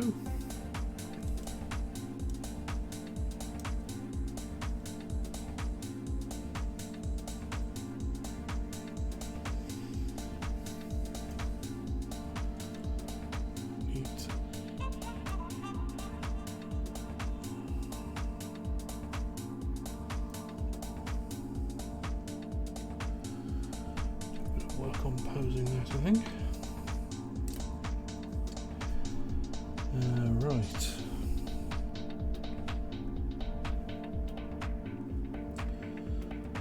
Beam saber hilt can be stored.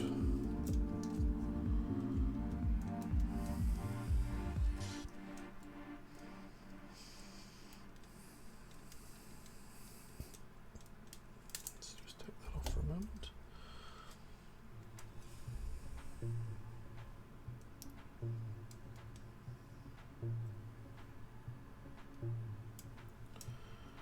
Beam saber hilt can apparently be stored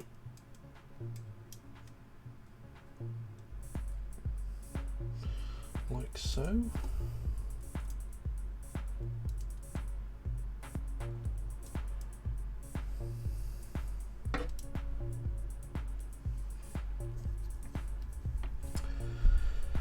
Right. L119, L119 and 20 and C17. L1.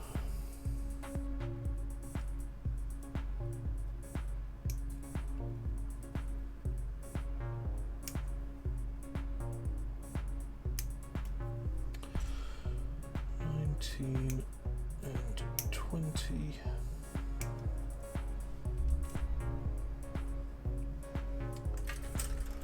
and C1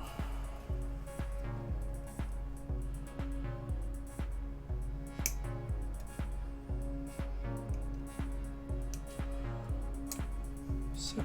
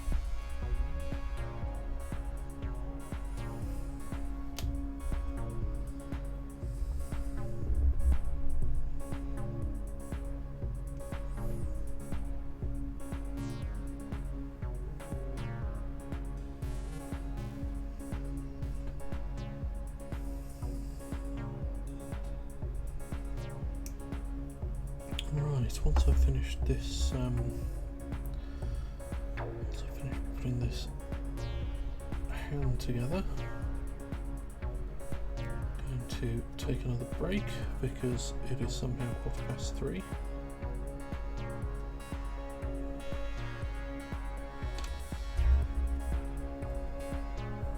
Time flies having fun and all that.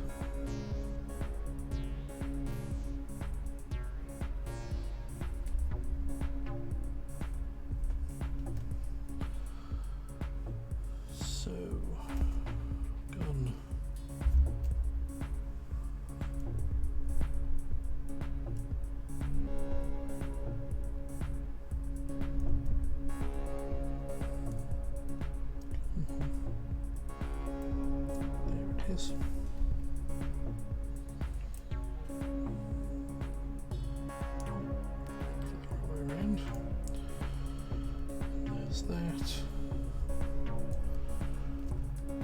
There's the back of the hand.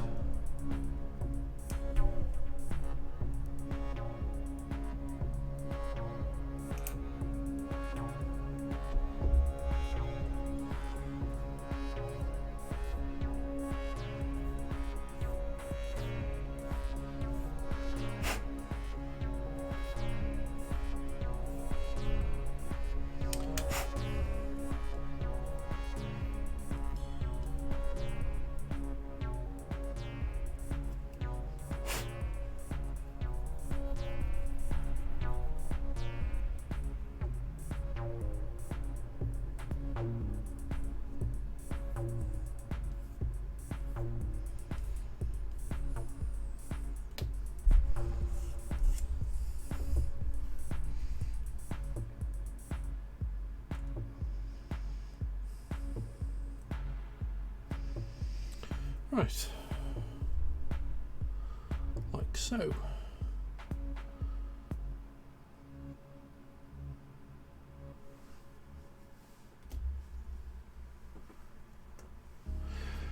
Right, gonna go on break. I should be back in, where are we? 16 minutes past 3. Let's call it 20 past, maybe a little after. I shall be back in 5 or so minutes.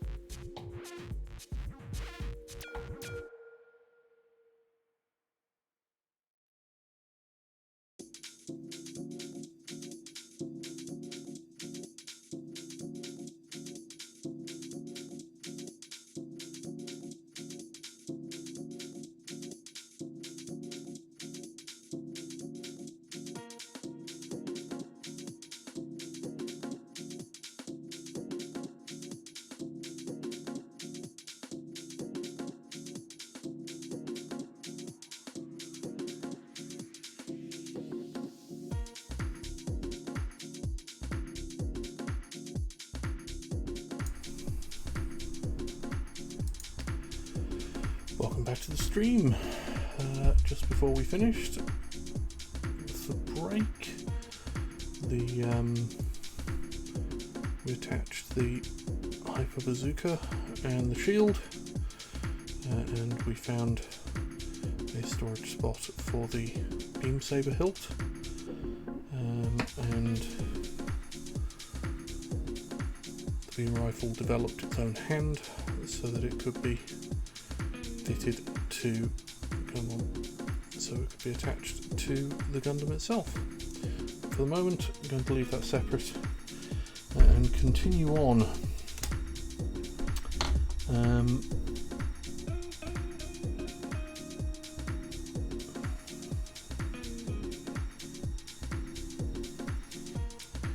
Not at this stage going to be fitting the hands for the bazooka.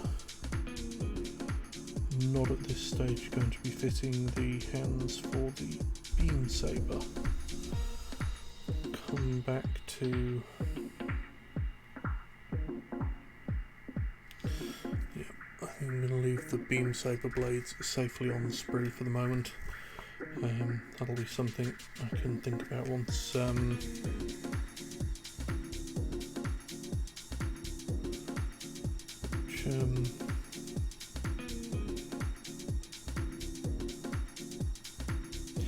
that's using the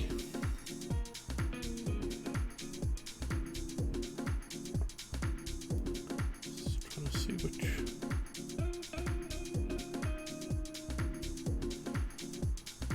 that looks like it's using the same. Actually, no, it's using the same. Beam saber's using the same parts as the bazooka by the look of it.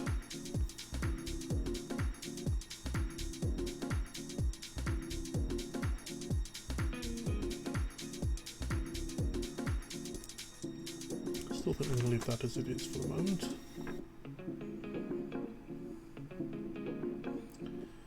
The regular beam saber. We fitted the shield. So I think we're on to the fin funnel units at this stage. We'll come back to the weapons once the rest of the model is complete and can decide exactly how I want it to go together and what I want it to be using.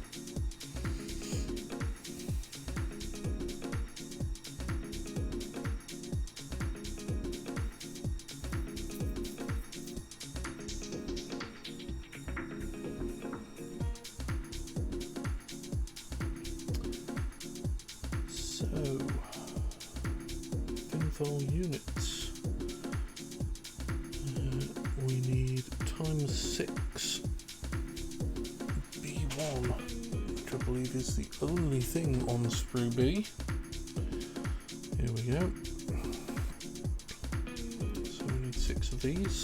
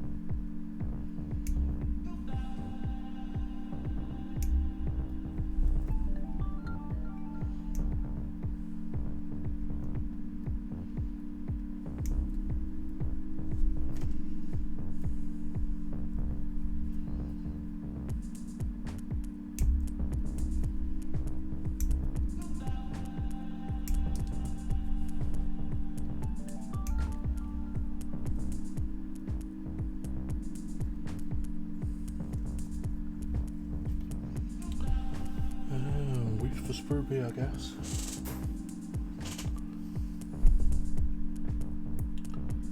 Right.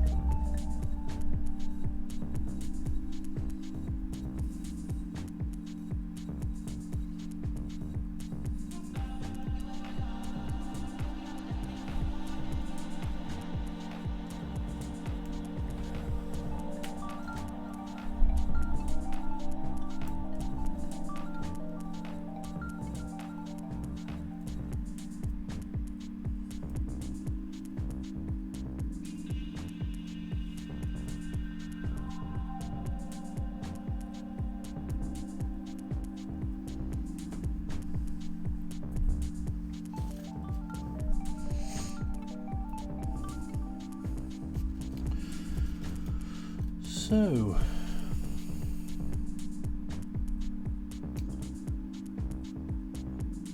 E2, I12 and E4 with Sprue E. Sprue E is here.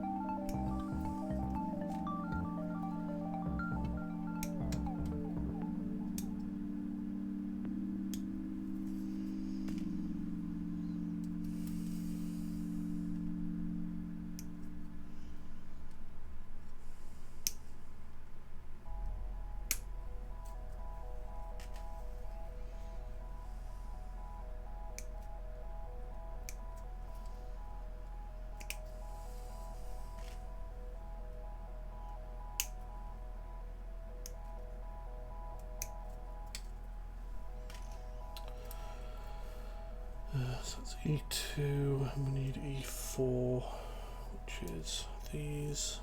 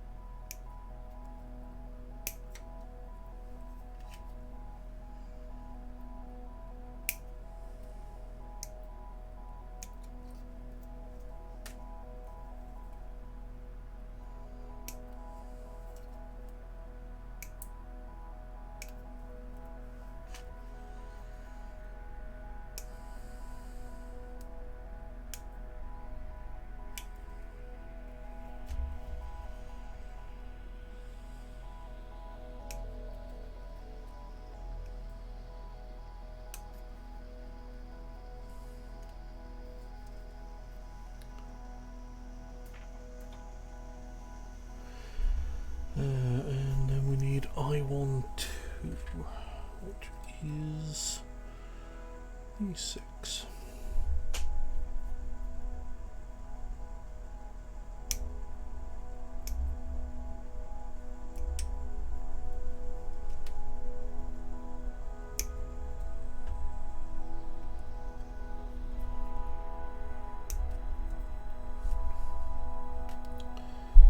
So, looking at this, we may well still be doing.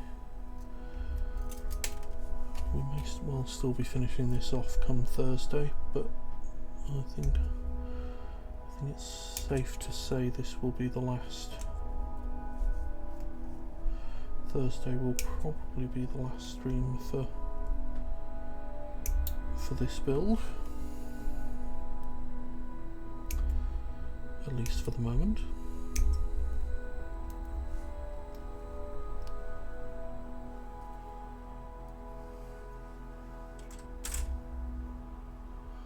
So,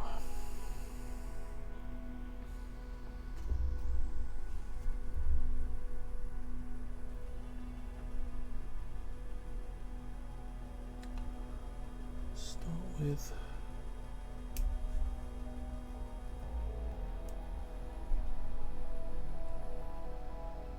let's do these one at a time.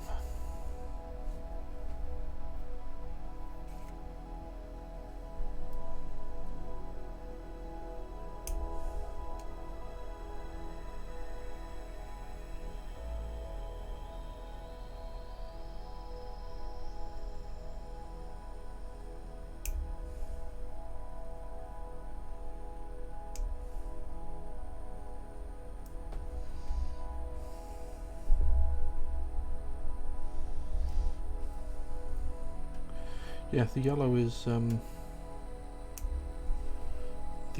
really quite vibrant on this.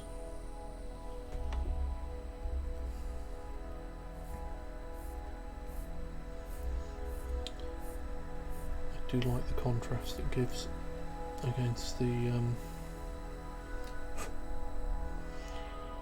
It's vibrant enough that it contrasts well against both the blue and the white, and contrasting well against the white as a yellow is not bad going.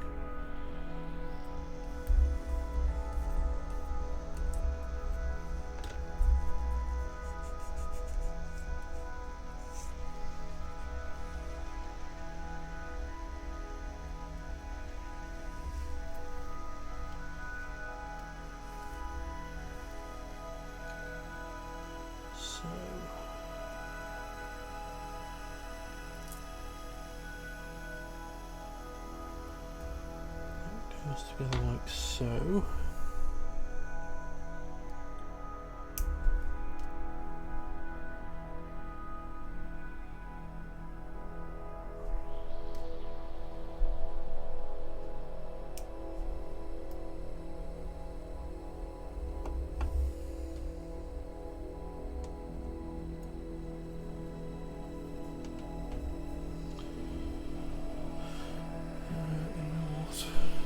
I think that's probably dead.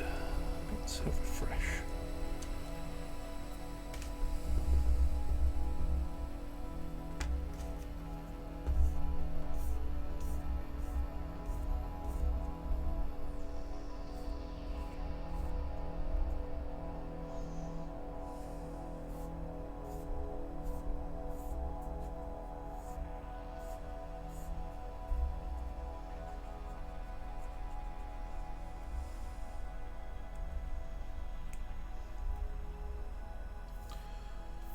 Fresh emery board.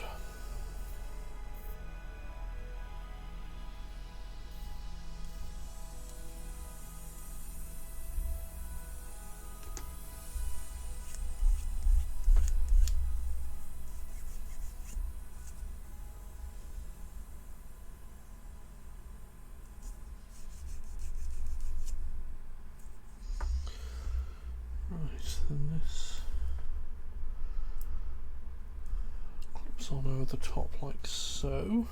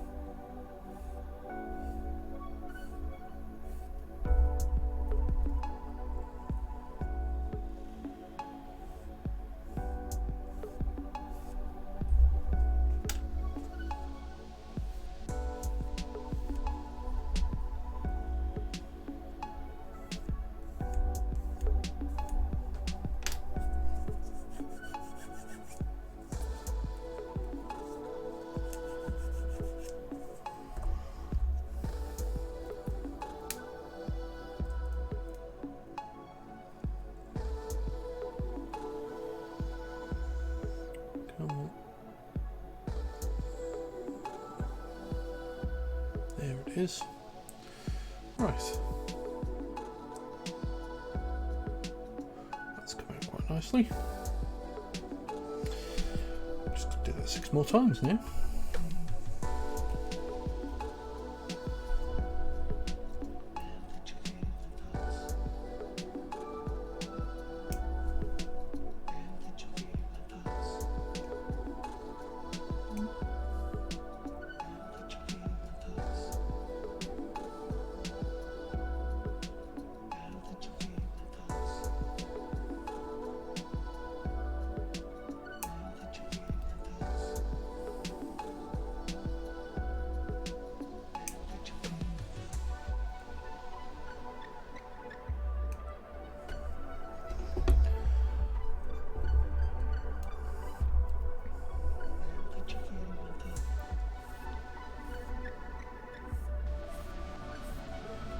Once again, these undergates have been perfectly designed to keep them somewhere where they're never going to be seen.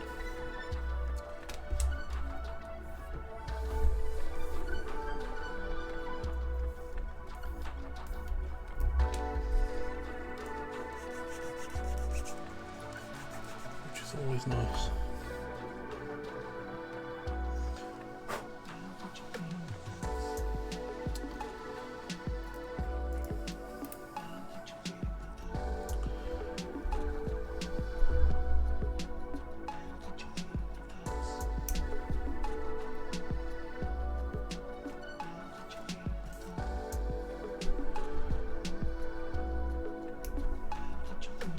I've got to say, this has been a very fun build.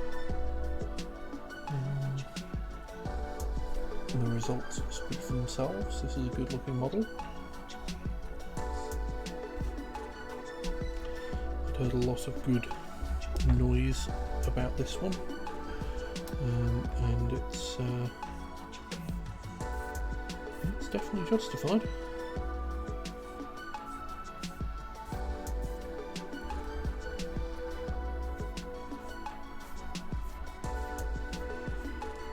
I have a soft spot for the unicorn, but this has been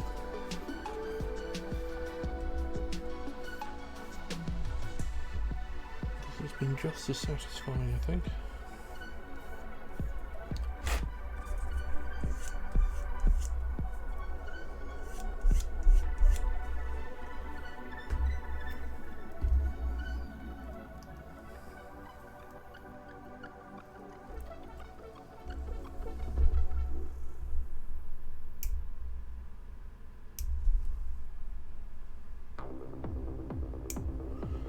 Might have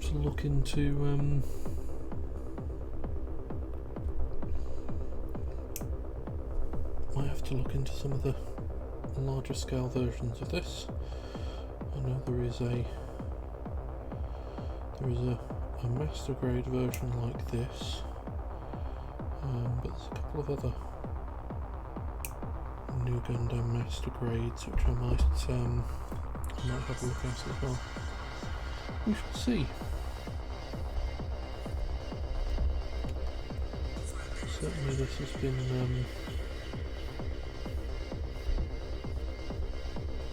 I've got to say I rather like these real grade kits. I'm not an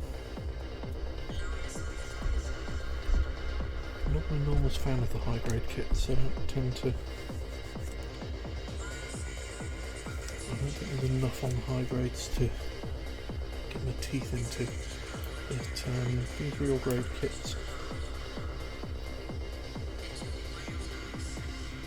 give you something to dig into, and the results speak for themselves. They look really good. Cannot recommend enough.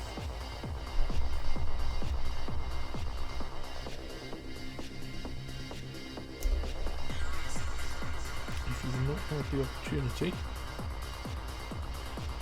they seem to be, and the real grades seem to be approximately the same price as master grade kits.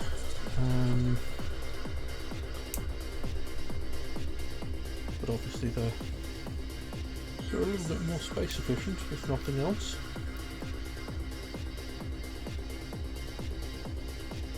as I say, if you've not tried one, give it a shot and see what you think.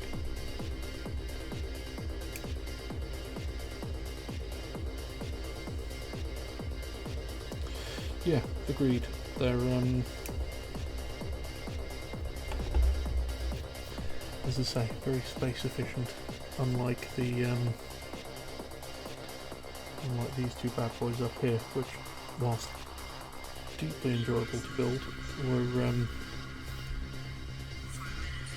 well, I only have so much space for perfect crates.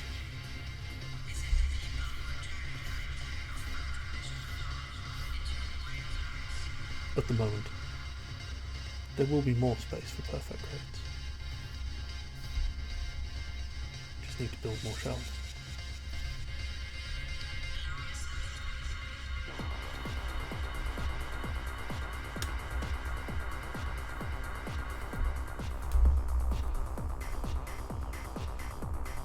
Need to make sure the shelves aren't where the cats can get them as well.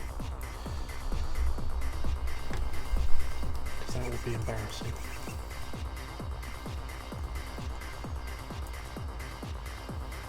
A mighty Gundam murdered by a fluffy cat.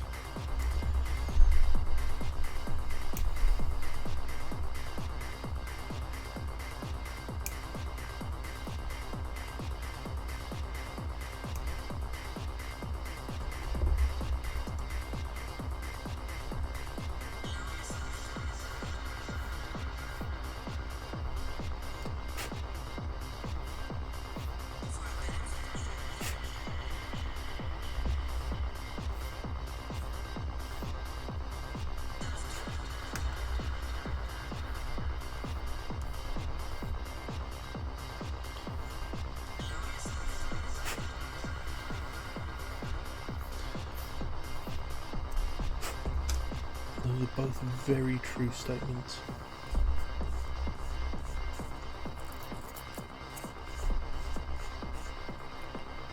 I would argue that cats are little bastards most of the time, in fact.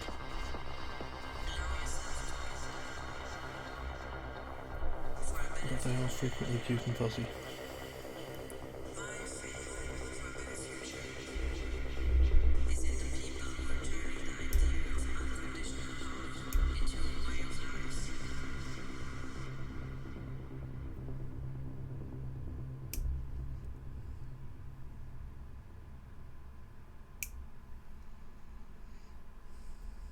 Falling in love with the drum. Falling in love. Falling in love with the drum. Right. Falling in love.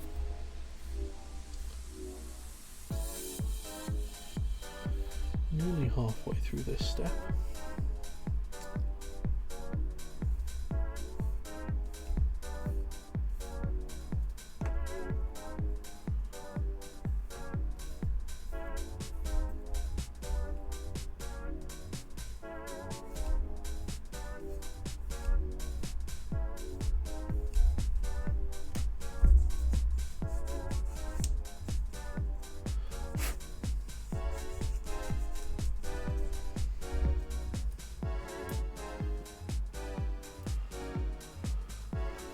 Three down, 3 to go.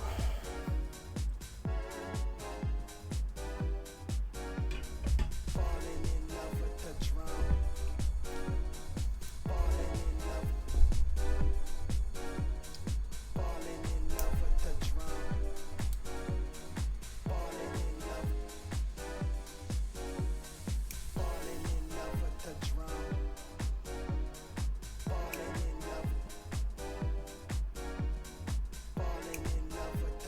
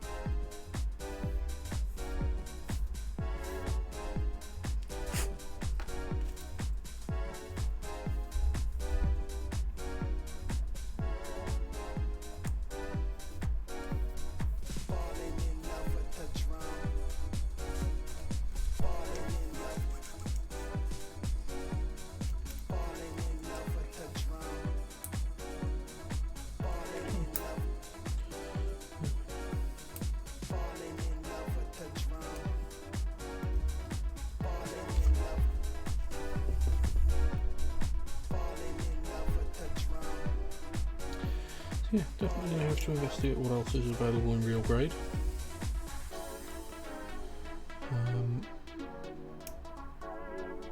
Also need to look for what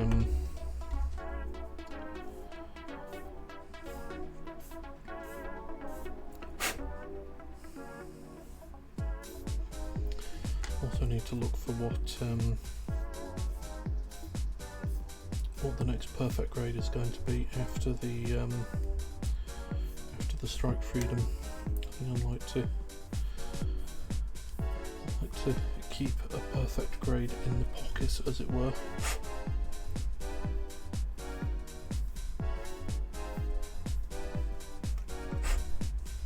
So that there's always a big build on the horizon. And I think I'm not going to be chaining perfect grade builds, I'm afraid.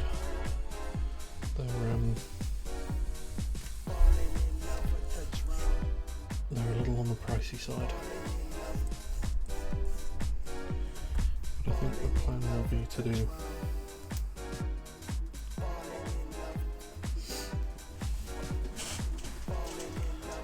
every 2 or 3 builds, every third build maybe be a perfect grade if possible.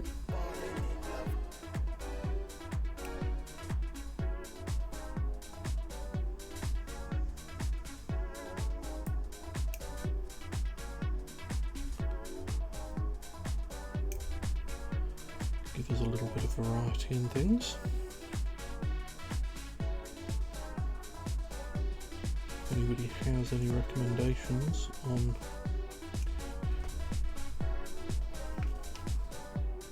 kits, then I'm more than willing to hear them.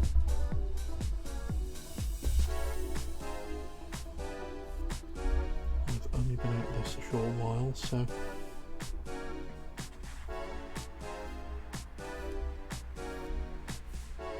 I'm happy to take advice on kits that are known to be rewarding.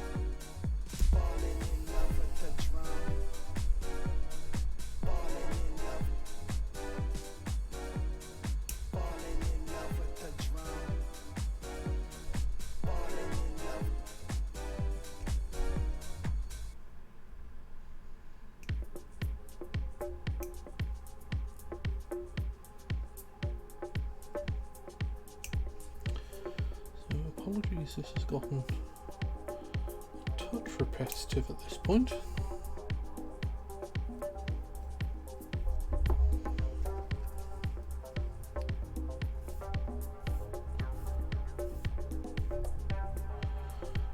But I'm afraid these, that's just the way it's going with these fins.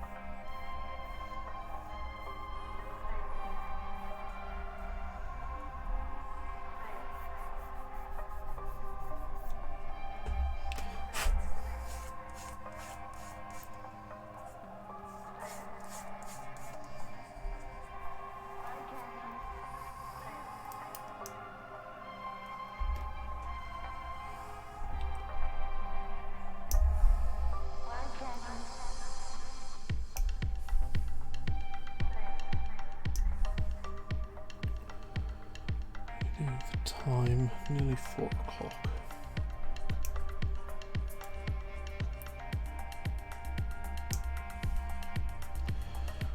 Once I've finished the 6th one of these sub-assemblies, I'll go for the last break of the day, and then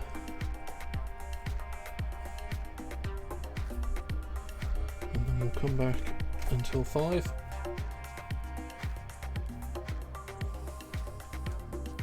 See how far we can get with this, but I'm becoming more and more confident that this build will be finishing on Thursday.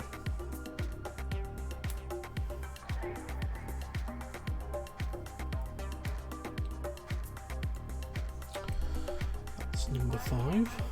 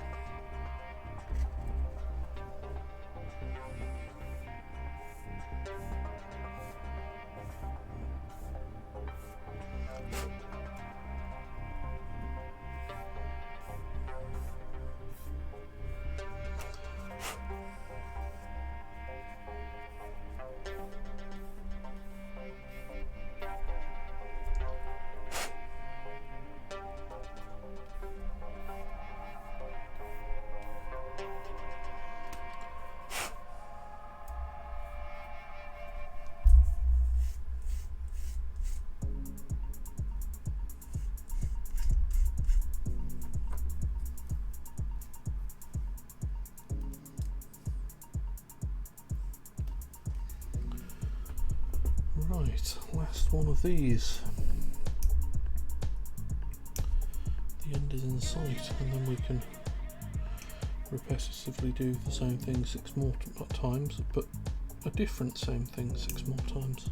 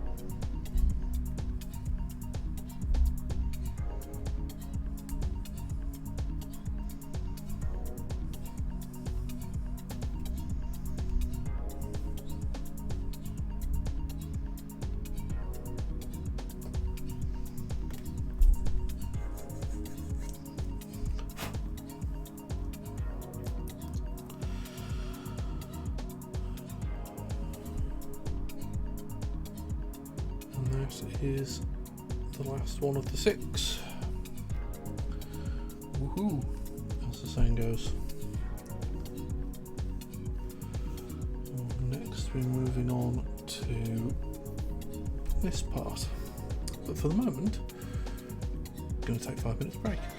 See you in just after 5 past.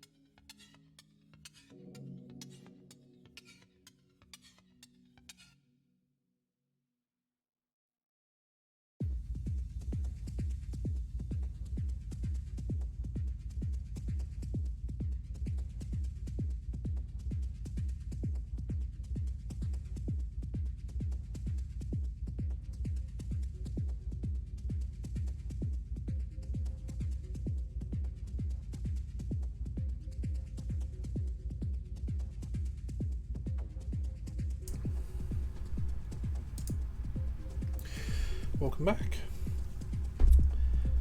I'm Alex Tremaine, and today we are continuing on with the real grade new Gundam build. Before the break, we got the central part of the of the fin funnels created, all 6 of them. Very nice they are too. And now we are moving on to the actual fins. So, step 1 is we need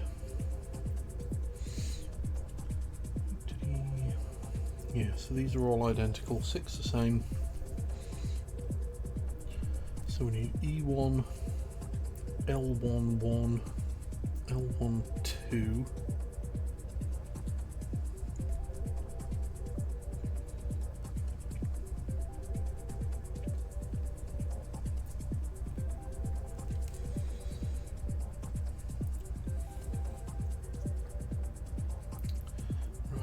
I think we're going to do these one at a time now, rather than cussing out everything at once. So,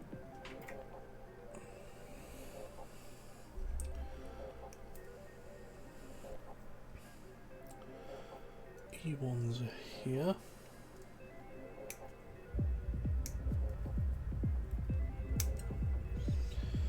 So we need an E1.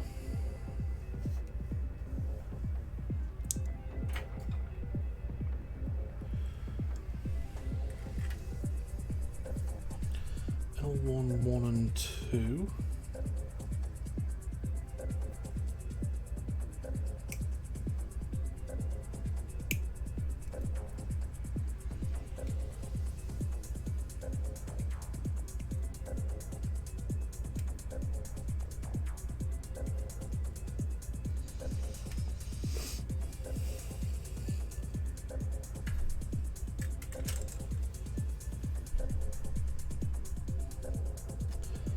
I1, 1.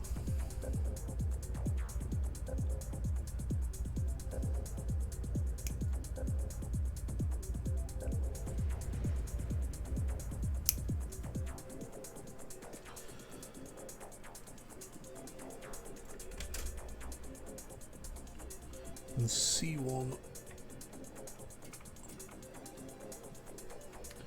C1, 2.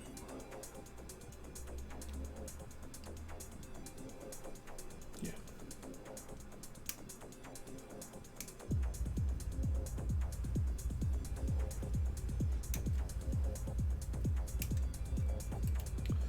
C1, 2.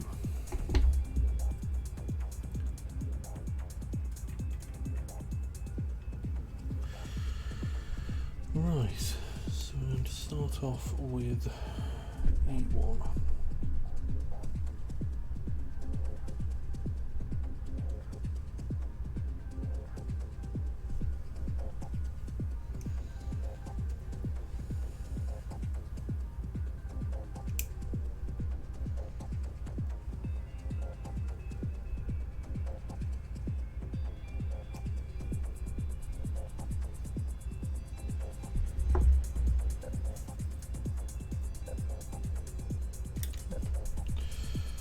Undercase.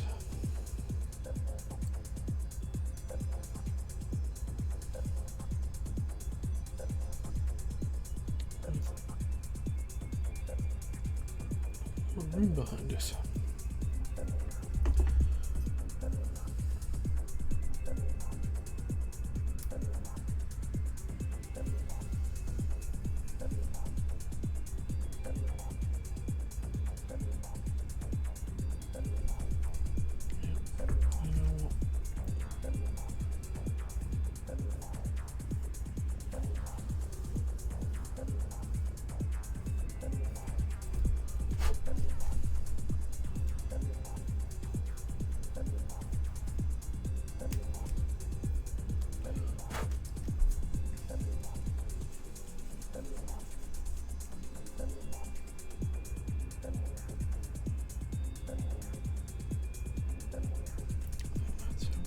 This.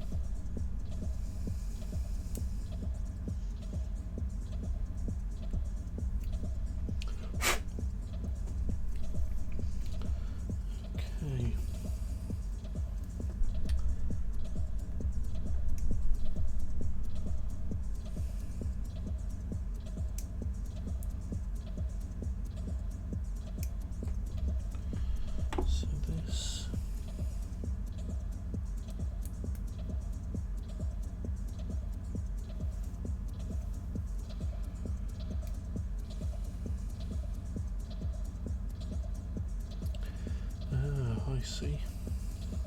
Cunning. This is how they connect together.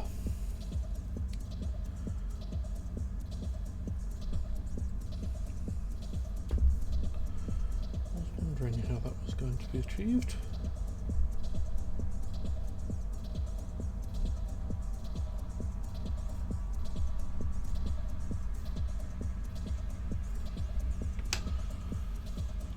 This is the answer.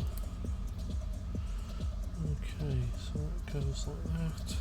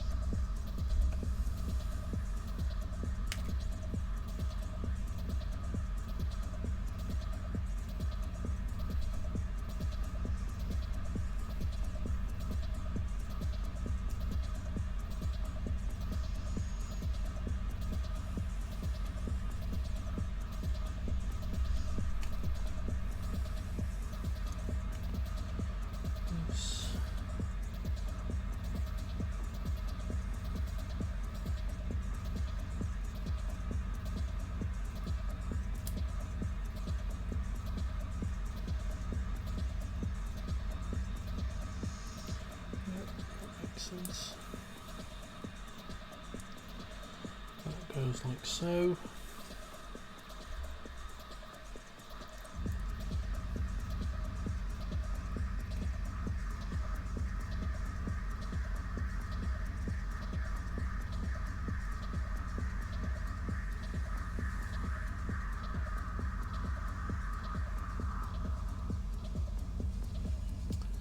This thing goes like that.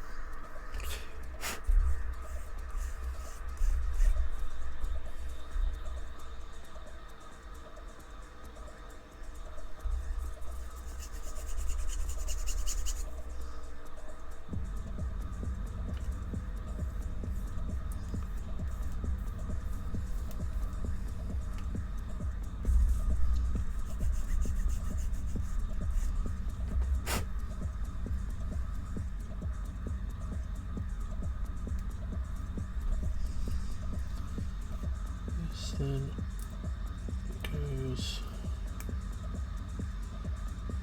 on top like so.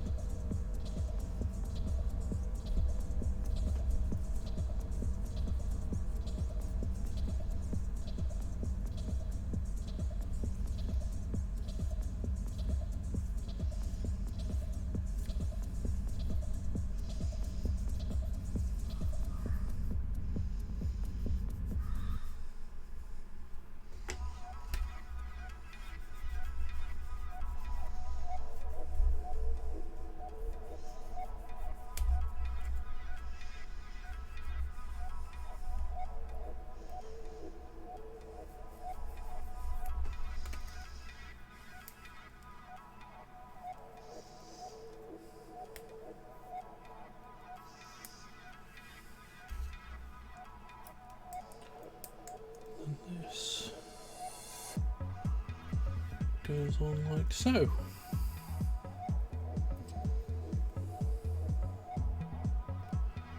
Come on, there it is.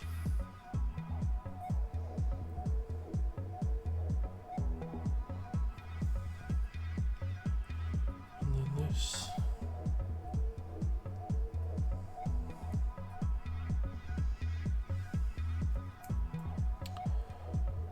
Should fold flat like so.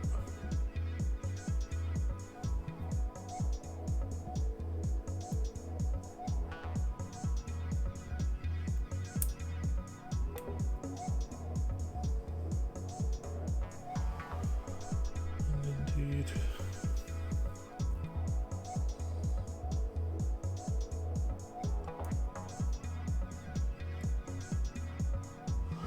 so there we go.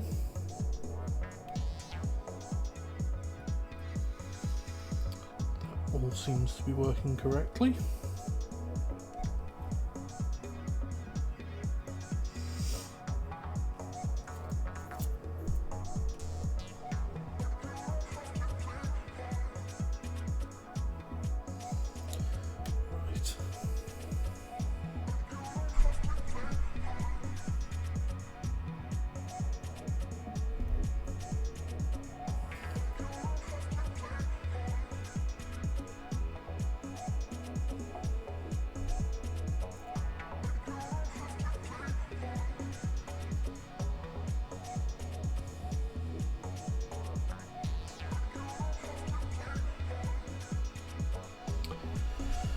Okay, so I think we're going to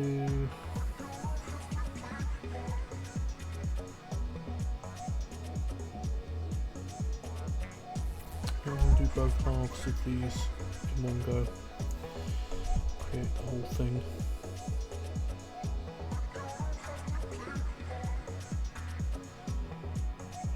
So looking for another I11.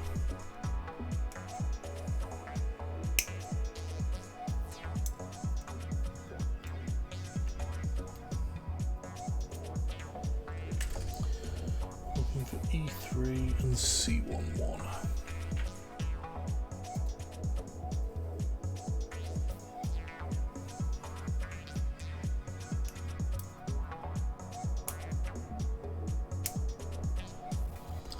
E3.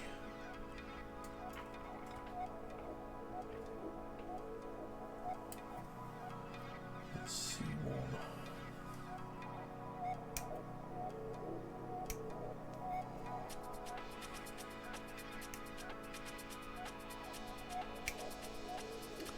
One.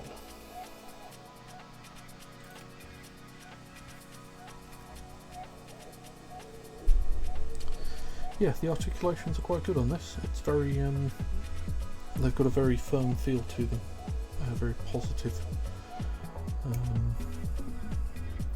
sort of click, if you like.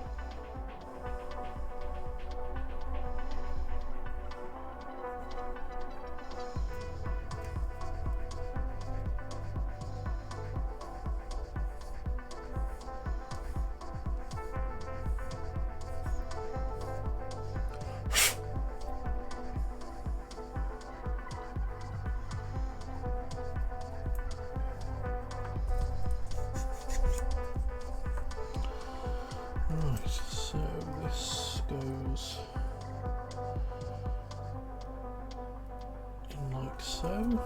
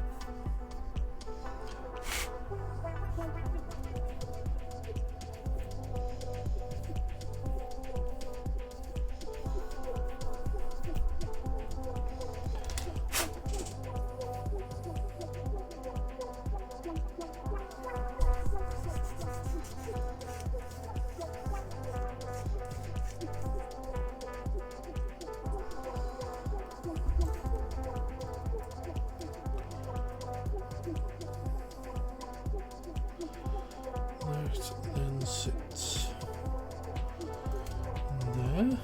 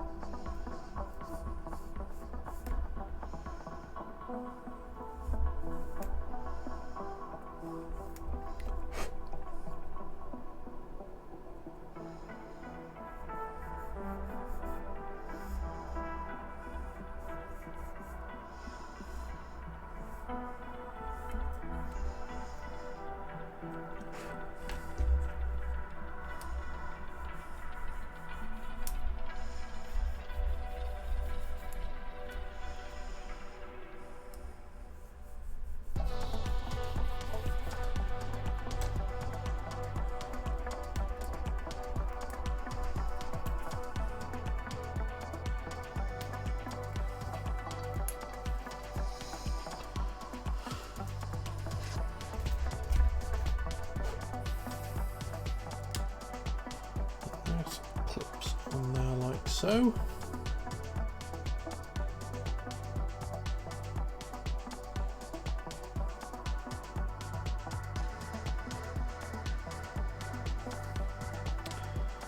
And according to this,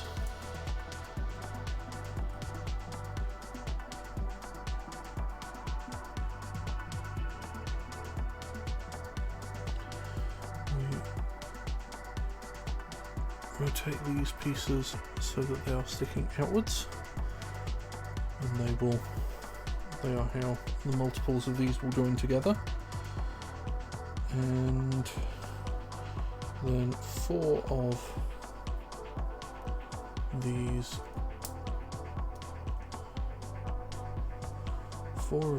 are going to be the same. They are going to fold up like so.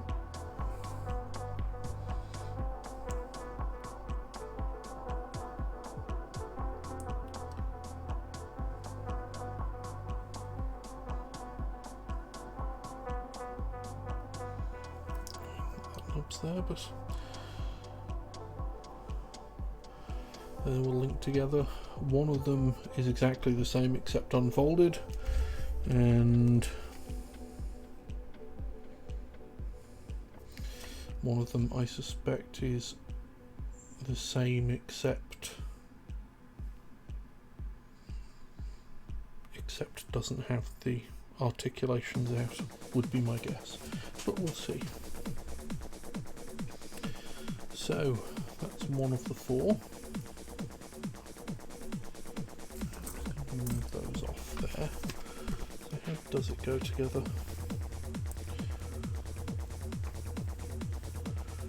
Yeah. 15.3.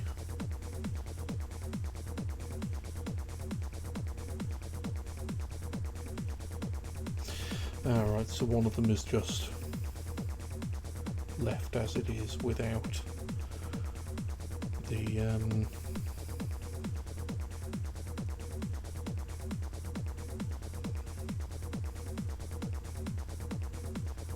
interesting.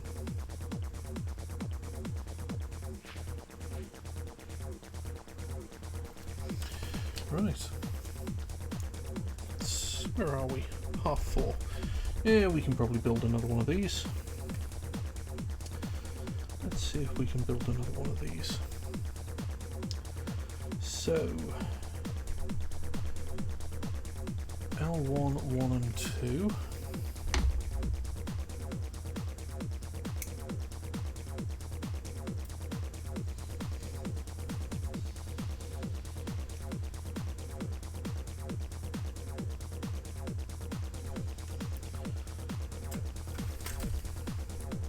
E1 and C1, 2.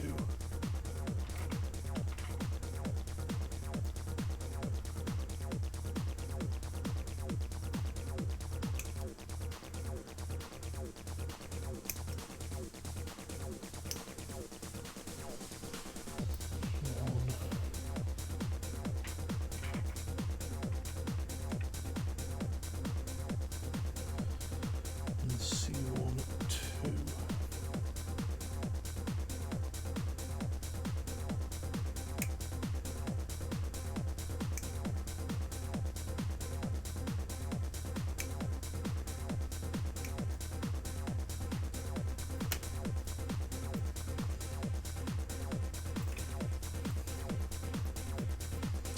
And I11.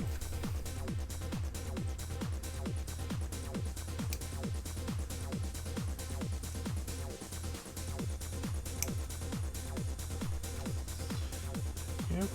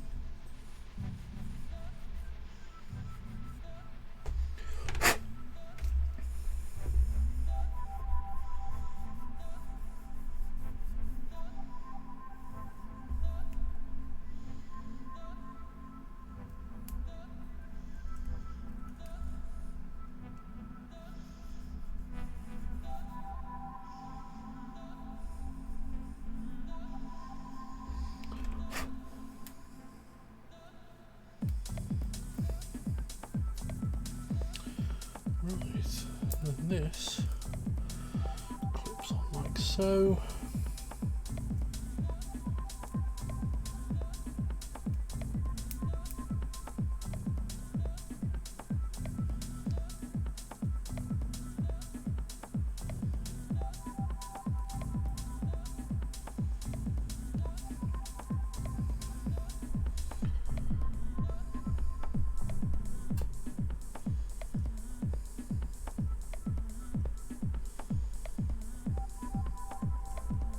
Oh, I see. Interesting. They clip together like so, or they also potentially clip together like so. Now then, the come back.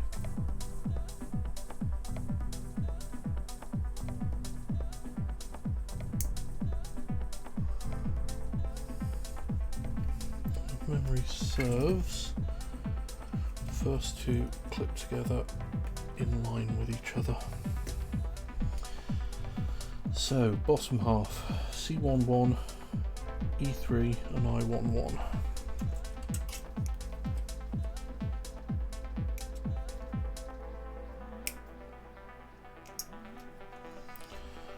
Those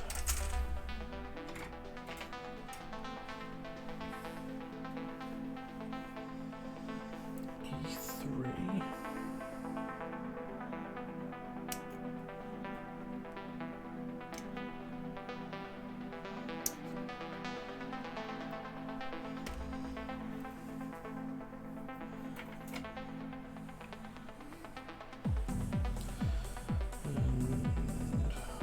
C11.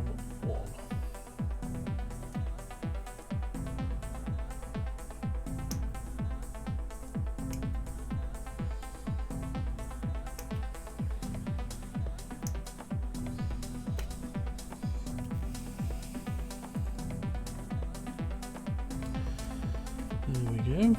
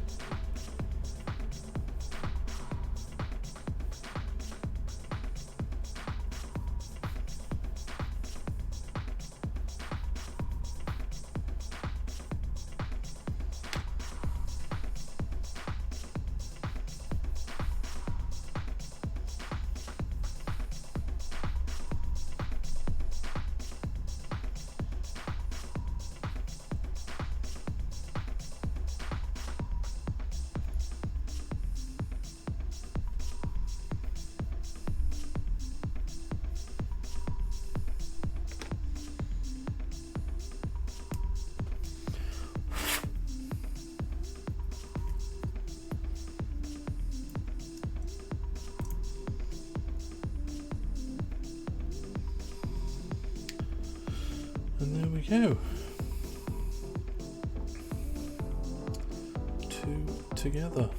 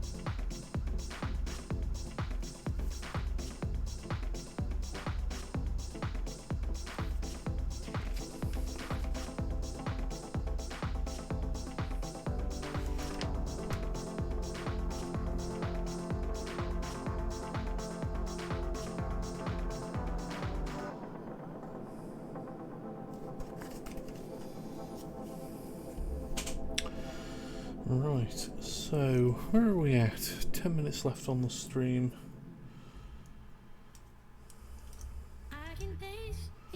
Oh, we might get a top half done. L1, 1 and 2.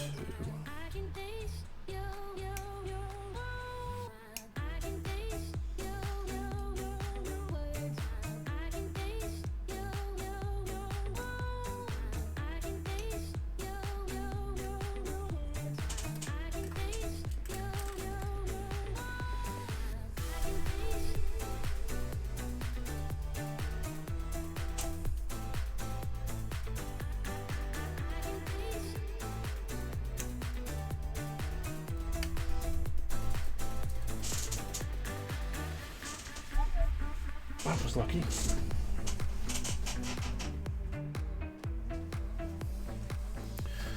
That did not go anywhere I couldn't see it. I've been very fortunate about the lack of ping fuck it moments I've had while building these things. But I'm not going to be disappointed about that.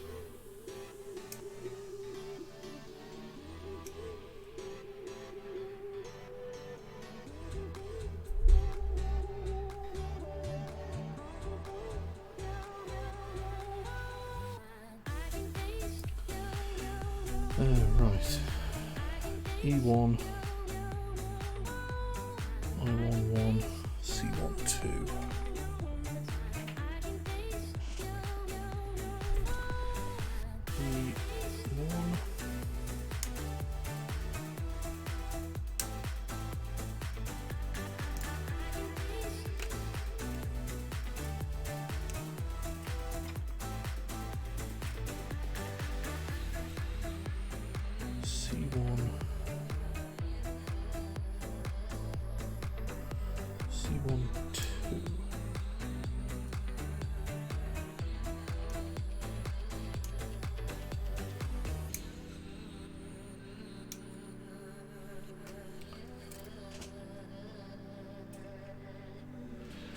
And I11, which is one of these.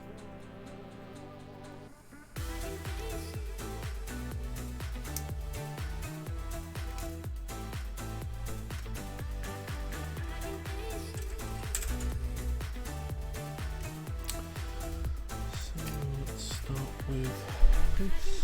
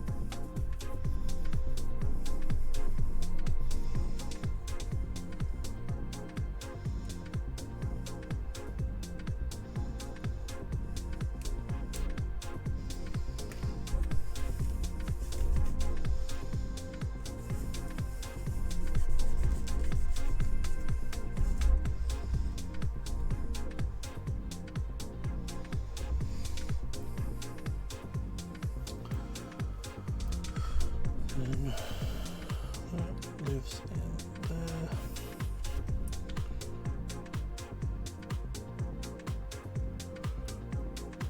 Lives in there. Yes. Lives in there.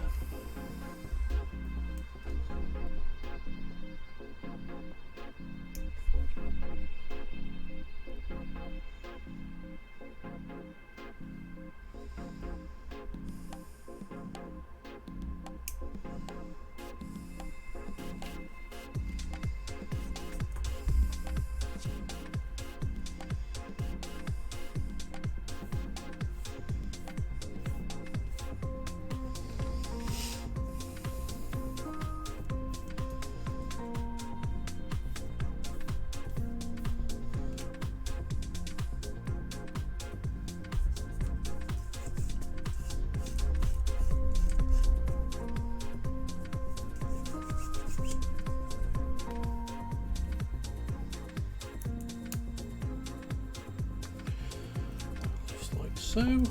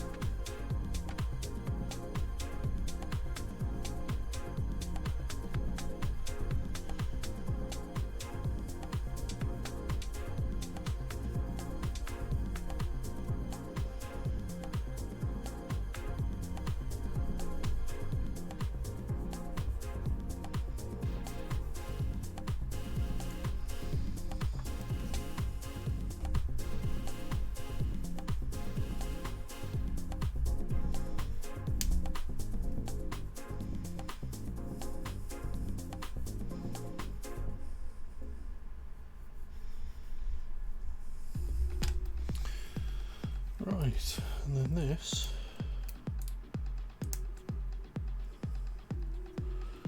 goes on the top like so.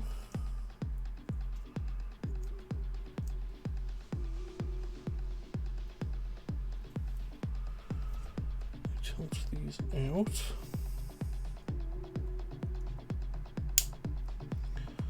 And this one is set to be staggered upwards. And the next one will be at the same level, and then the fifth one will go up again, and the sixth one will go up. Yeah. Anyway, I'm afraid that's as far as we're getting today. So our time is up. Thank you for joining me for the stream. I've been Alex Tremaine. This has been an old man building Gunpla, and I will be back on Thursday for what I would imagine will be the final part of this build. I look forward to seeing hopefully some of you along for that on Thursday, starting 7 PM UK time. Once again, thanks to everybody who's been here, whether you've chatted or lurked. I really appreciate it. If you have enjoyed yourself, then I would be eternally grateful if you'd push the follow button. Yeah, hopefully I'll see you on Thursday. Enjoy the rest of your weekend, and I'll see you in the future. Have a great evening.